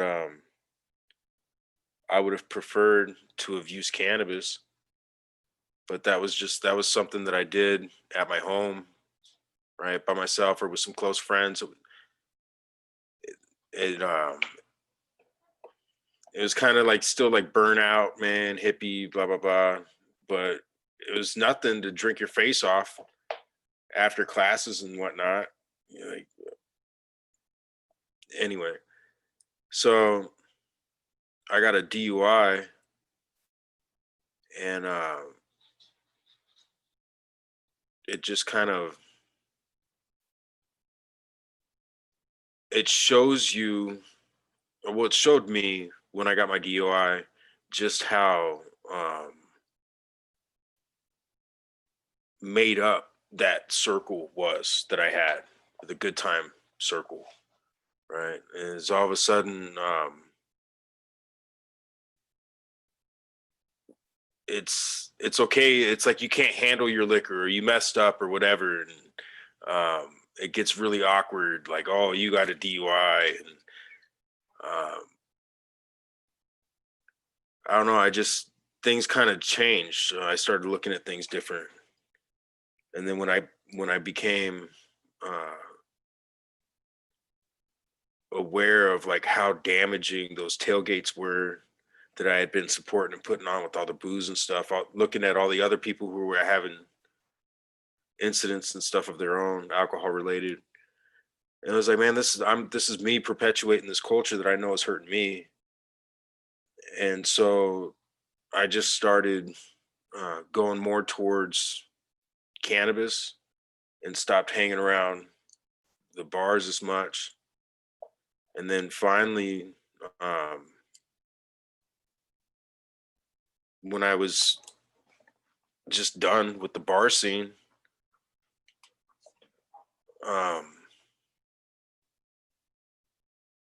it was just kind of, it was sad, because you realize how much of that shit takes up your life. like was already being acknowledged earlier. It's, you stop and you reflect on how much time you actually spend at these places and having stupid bullshit conversations with people you'll never meet again, or if you see them again, you won't really know, their names or whatever. The amount of money I spent, the jeopardy I put myself in, I put my friends in, I put my family in, the legal expenses, like racking up, like what the fuck were you thinking on that list, and not really a lot of payout.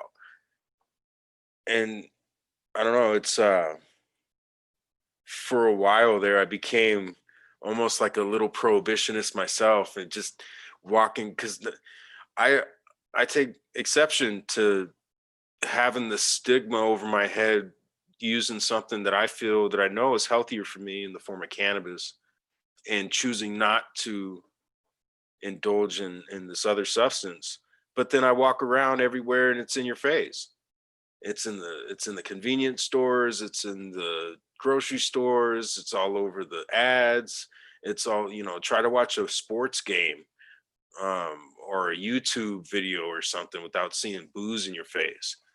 And then every time I'd walk by an open air bar where people were on the patio laughing it up, getting shit faced, I'd have snarky shit to say. And people I'd be with were like, they kind of, they didn't like it anymore. So it's just like, oh, that's nice. That must be nice. Enjoy your freedom, enjoy your choice to, relax and have your R&R the way you want it, despite the data and the stats that show how dangerous that shit is that you're doing. And then it got to a point where it's like, well, man, fuck, that's personal choice. And all I'm really responsible or control over, like, is my shit.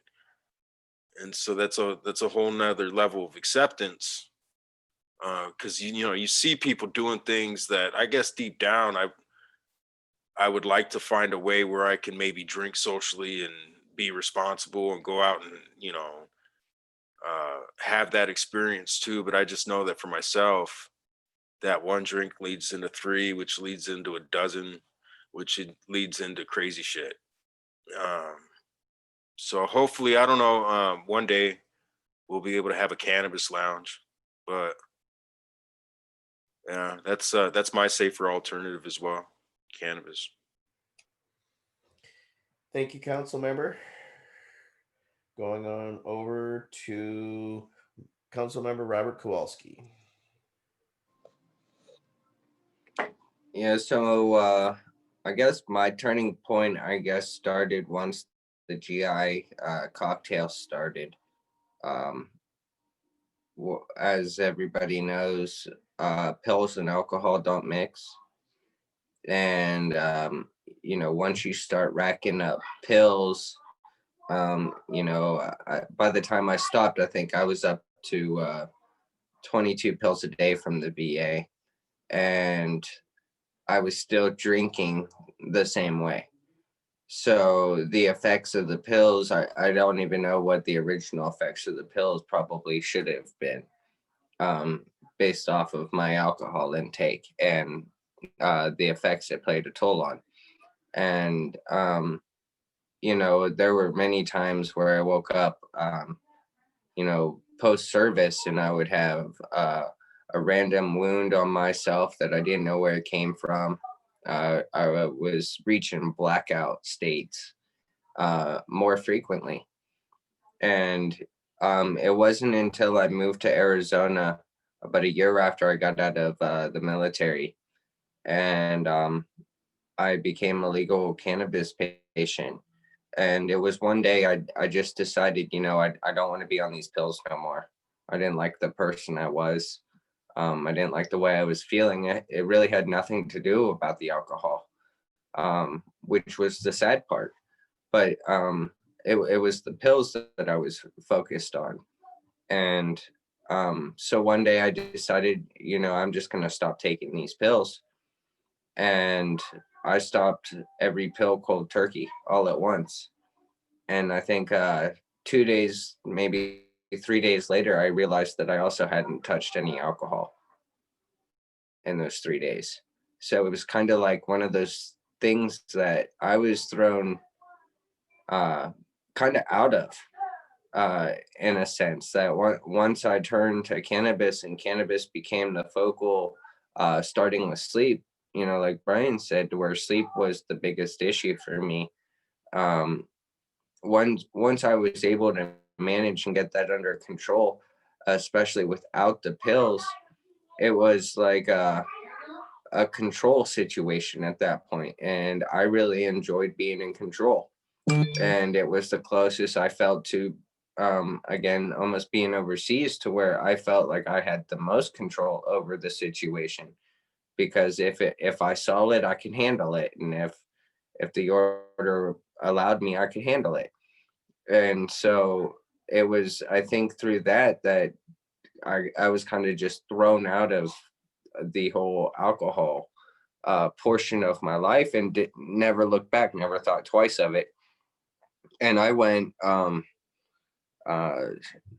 think it's been almost 10 years now. I haven't been drunk in 10 years now. And it didn't, probably about 2 years ago, or a year and a half ago, maybe, was I able to touch a beer and actually stop at a beer.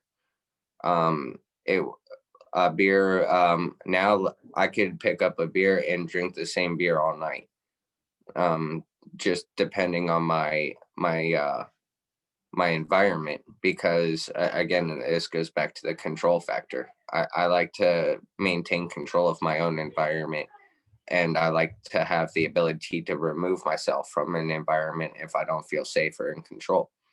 And alcohol has prohibited that a lot. And so cannabis, I guess, was really the turning point in throwing me out of my alcoholic spiral.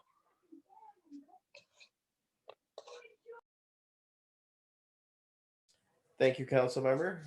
Appreciate your input. Well thought out. Love you, buddy. Going over to council member Tony Landry.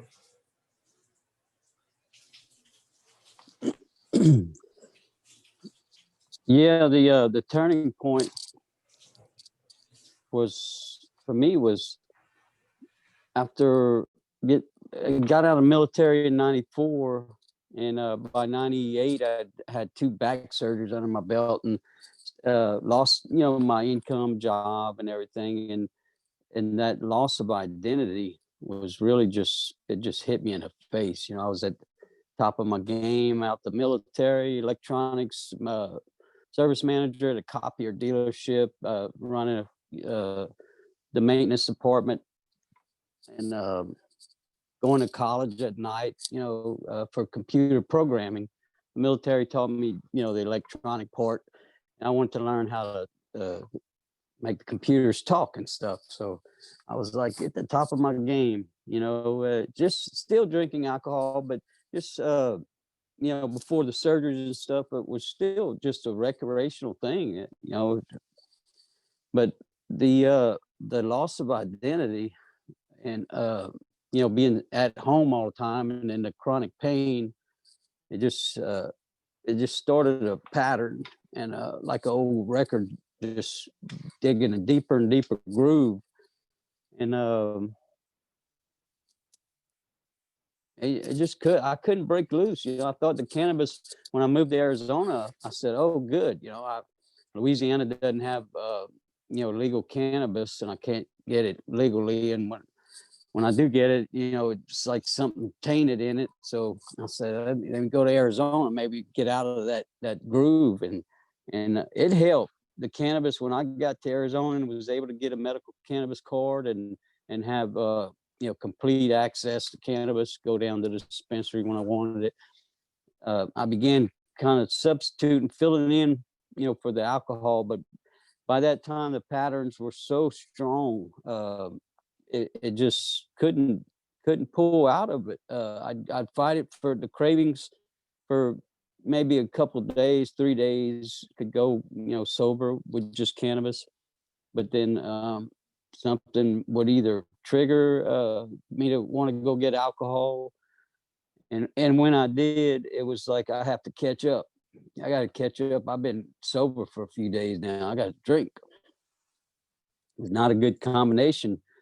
And, the drinking just continued more and more.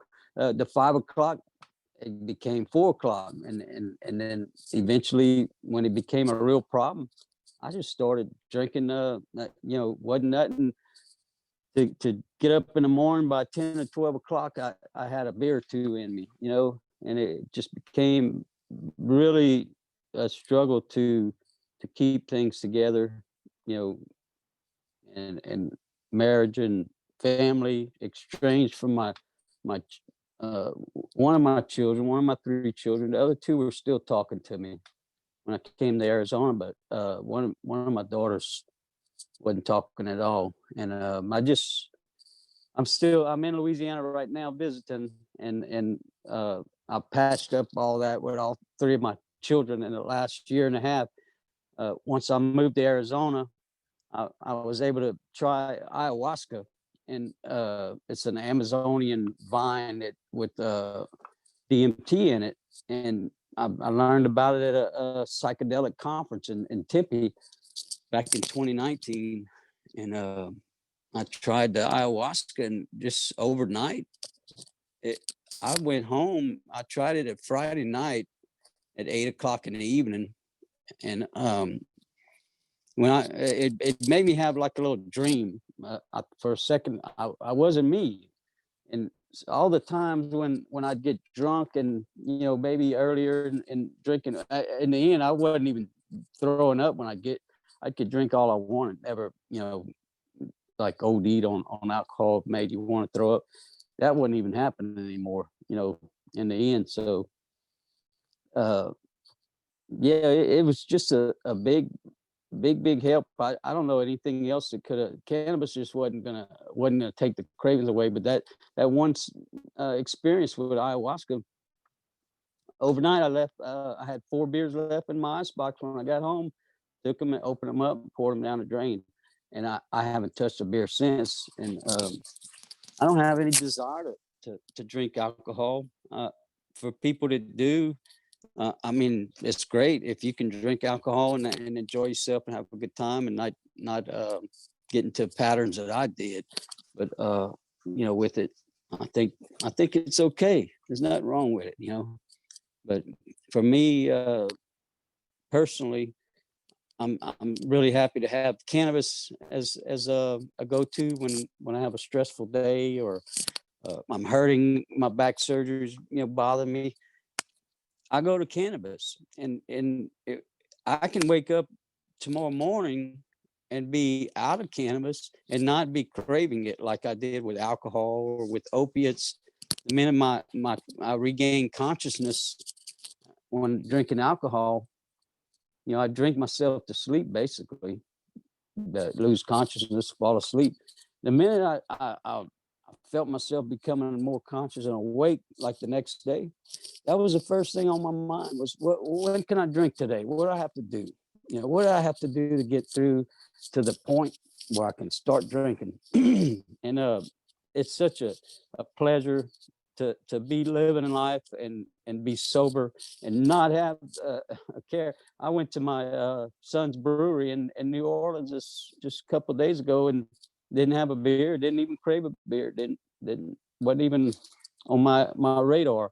I was able to enjoy my family, my son, grandkids, play with them, and no alcohol at all. and it's just a great feeling for from being able to leave that chapter behind, because it wasn't doing it any favors at all. And I wouldn't even be here talking to you guys today, had I not had ayahuasca and was able to break that chain. So I'm sure happy to be here working with all the veterans on the council and being a part of this and help bring plant medicine and cannabis to the forefront. It's been pushed under the table and vilified and basically a bunch of lies told about it for this drug war. But that's coming to an end. People are beginning to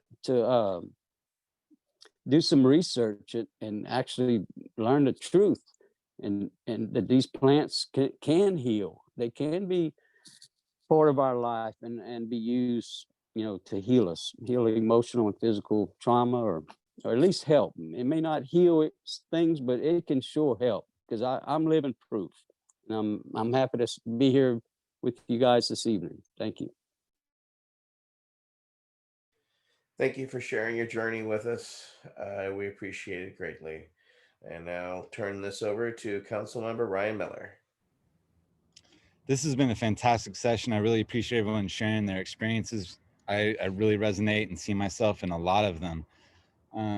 So, just to recap, like Brian did, I started drinking at 10 years old, all through high school, all through the Marine Corps. And then, so this turning point is interesting because the first weekend after I got discharged and I got home, I went to the local bar with a lot of, my high school buddies. And I ordered a Mad Dog. And I don't know if anybody is familiar with what a Mad Dog is, but it's a tequila shot with the salt and the lime, except you drink the tequila, you snort a line of salt, and then you squirt the lemon in your eye. And, all my buddies at the E Club would do this with me anytime, but none of my high school buddies would do it. And moreover, everyone in the bar looked at me like I was fucking crazy. And so that's when I kind of understood that I'm a different kind of drinker than everybody else. And that was like 2002, and I just barely quit drinking 5 years ago. So it's been a long road of terrible experiences since. And I was data communications in the Marines, and so I had this huge ego that when the first sergeant would pull me aside and tell me I might want to look at this, I always thought like, what, I'm smarter than what you think, and I'm stronger than what you think. So you got the wrong guy, kind of thing. And so one of the worst things I think I experienced was I missed my younger brother's high school graduation because I was in the drunk tank. And thank God he graduated college so I can kind of redeem myself. But then years and years went by, still going hard, and I always had kind of like a bit of social anxiety, and I think it came from being like a shy kid with poor self-esteem as a kid. And so, but I noticed that if I was the guy to buy people drinks, like they would like me, right? And so I would buy all the drinks, I would, and it was a great like social kind of magnet. I worked at Harborside in the clones department for a long time, and we would get hammered, and I would serve a patient, and then as soon as I was done with the patient, I would go to the bathroom and vomit, and then come back and repeat and repeat and repeat. Well, I got fired from that job at Harborside, and that same night there was this all-you-could-drink bud tender bash at the New Parish in Oakland, and I was double fisting, and I got shit face, blackout, fall down, wasted, re-injured my shoulder that I spent like a year rehabbing, and just made an ass of myself. And not only did I make an ass of myself, but it was around like industry peers and professionals and leaders. It was like my community. And so the next day I had brunch with one of my mentors, Taryn Buxton of Oakland Extracts. And, I was going in and out of the bathroom, vomiting. And, we sat down, and he said, he just asked me, he said, "How old are you?" And I think I was like 34 at the time. And just that, asking me that question, like made me reflect on my choices.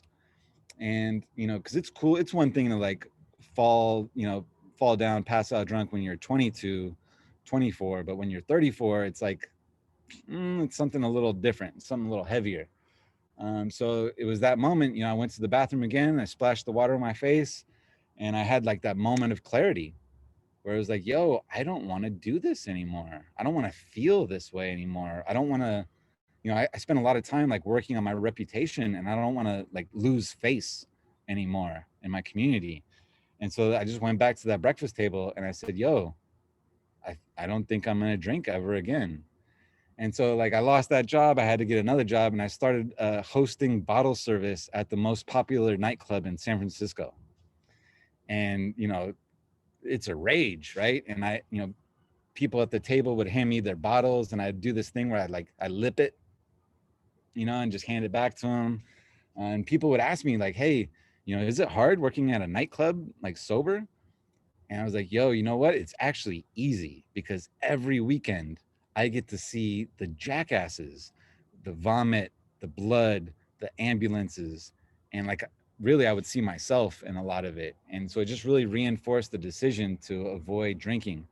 And so, you know, I could stand before you right now and tell you that abstaining from alcohol is the very best overdue decision that I've ever made in my life. And I'm dating a woman now, and she drinks, and you know, the fact that I don't drink comforts her, because she feels more safe. She feels I'm not gonna get angry or do something stupid. So and then now, like, I spend a lot of time kind of on Instagram and stuff, and I'll kind of admonish the veteran community that tries to launch their whiskey brands, or they try to like pander to the heritage of alcoholism in the military. And like, yo, like, is that the most responsible thing to do? Like, is that the most responsible use of your platform when you're familiar with the heritage of alcoholism in the military? But I have gotten like some pushback, like, you know, like I said, I got out in 2002. And what I understand today, it may be totally mistaken, but there isn't the same culture of binge drinking, like getting shit faced, that there was. I don't know if that's true, but I'm really glad, you know, if it is, that'd be great. And I think the more that we have access to cannabis and other natural, safe alternatives, the more and more that's going to decrease. And so just lastly, I appreciate Tony mentioning the ayahuasca. My prayers for that blessing have been answered, and I'll be experiencing my first in April. So blessings to everyone. Like, love you guys. Quit drinking. Start smoking. Thank you very much, Council Member Ryan Miller. All right. Well, for me, West Virginia post-war, you know, when I finally did pop positive on the day of my promotion to E5, which crushed me. But hey, I was angry. I drank more. You know, I didn't know what to do. I was kicked out of school because they pulled the GI Bill. Right after I popped, they canceled it, and I went to school, and my professors were like, "Sorry, you have to leave." So that was somewhat sobering. So I drank more, and I found myself couch surfing or just going to parties because it was college town, Morgantown, West Virginia. And then, you know, with my bottle, then passing out on a couch. And there was another gentleman who actually did something similar, but then he would pee the couch.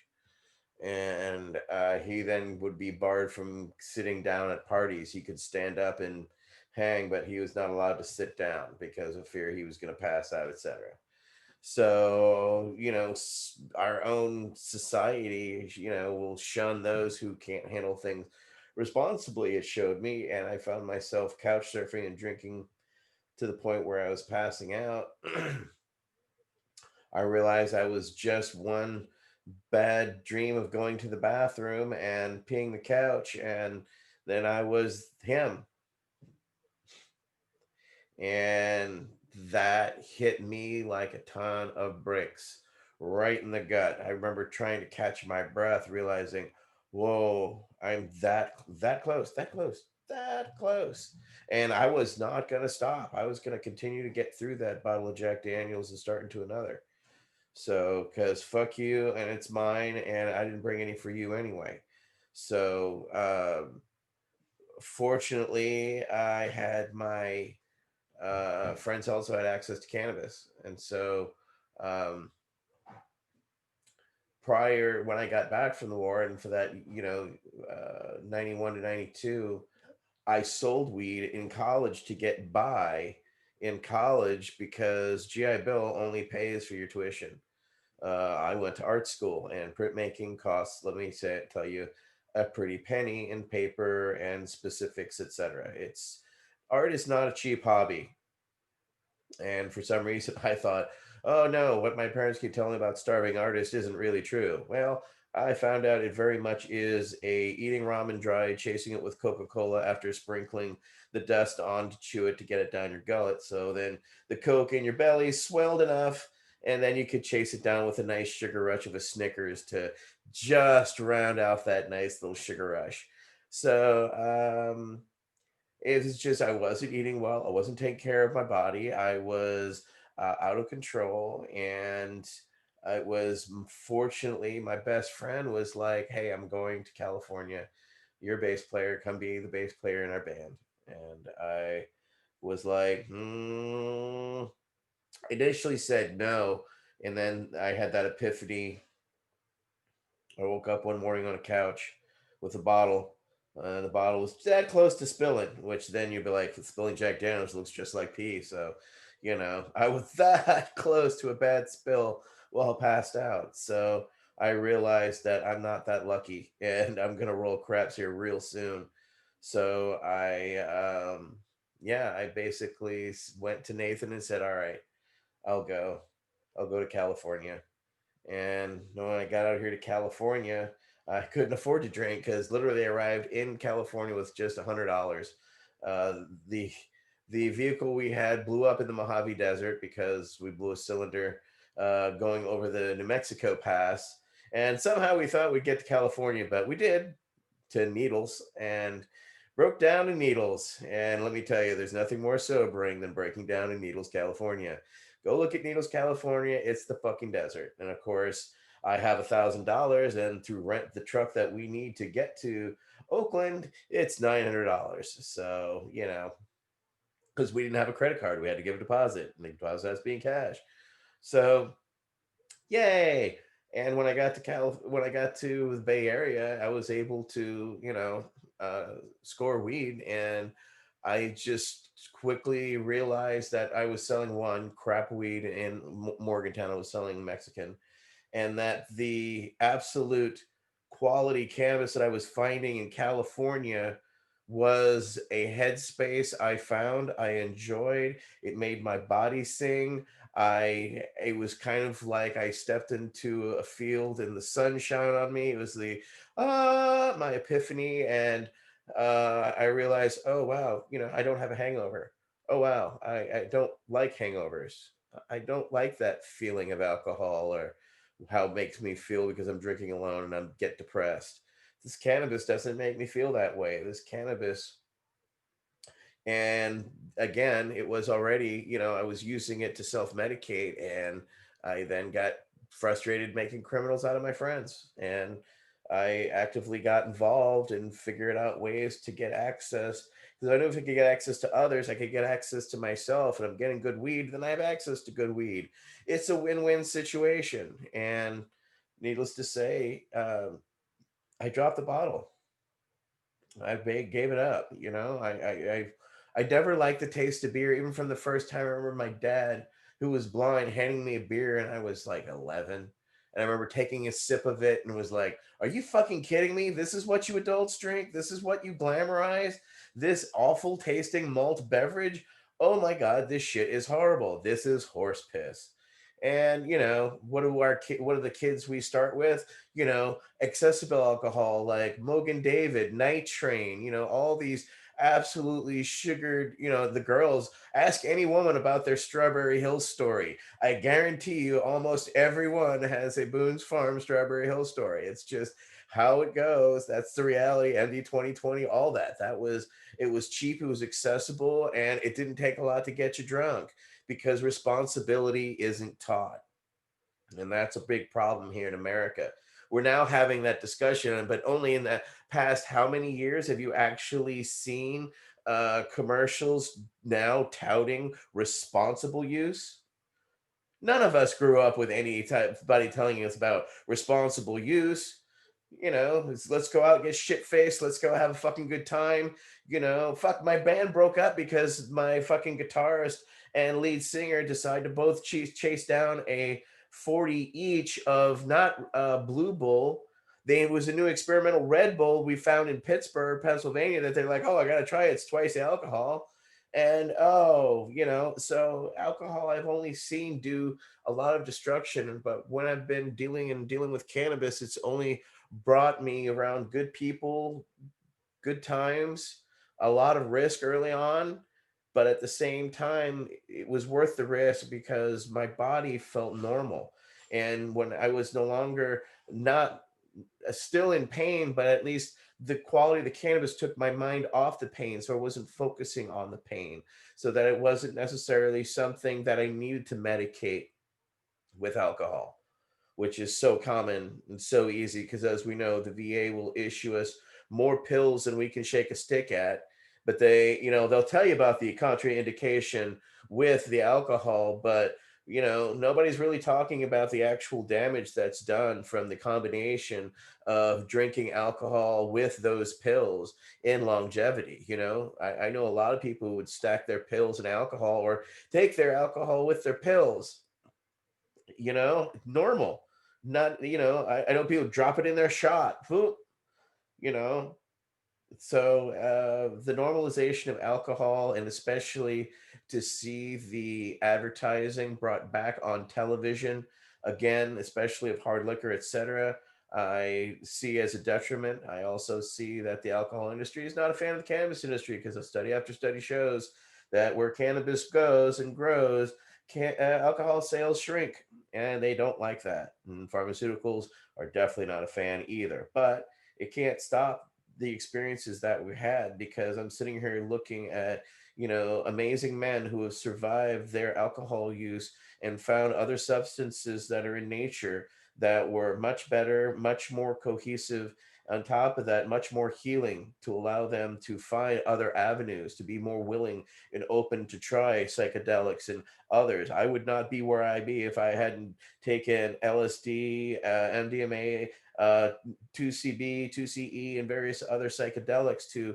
DMT, etc., both synthetic and natural. So you can experience other things that are very healing, and cannabis is definitely, I think, a gateway of opening your access and not being so afraid, because these other ethnobotanicals have amazing healing qualities. And what's understood about post-traumatic stress is, of course, we know it's not just us combat veterans, it's the police, it's the first responders, and we're seeing it now in doctors and nurses after they're trying to survive this whole pandemic that is still raging out of control. So um, they're going to need cannabis therapy, and they're going to need ayahuasca, they're going to need MDMA, they're going to need a lot of access to therapy. So there's a lot of on the horizon I can see for the ethnobotanical world. And I'm thankful for cannabis for opening my eye and squeegeeing it clear so that I can take those opportunities, because otherwise I wouldn't know all these great men here. And I want to thank Brian Buckley, George Armstrong, Robert Kowalski, Ryan Miller, Tony Landry, Ricardo Prieta, and of course, I'm Etienne Fontan. I am leading this crazy bunch on this discussion, but of course, we're an equal party here as Veterans Action Council. We're each individuals, but at the same time, we each carry a vote. We're basically work together and trying to help each other all across the spectrum. And I want to thank everybody here for sharing their very heartfelt as well as life-changing realities that they have experienced and sharing them with us all, being vulnerable. I thank you each for being vulnerable and honest and open with yourselves to confront that, but not only that, to share it with us in such healthy ways. And I wish you all again a wonderful evening, and we'll see you for the Veterans Action Council Roundtable number 8 next week. Thank you all very much. Wish you all the best. Peace.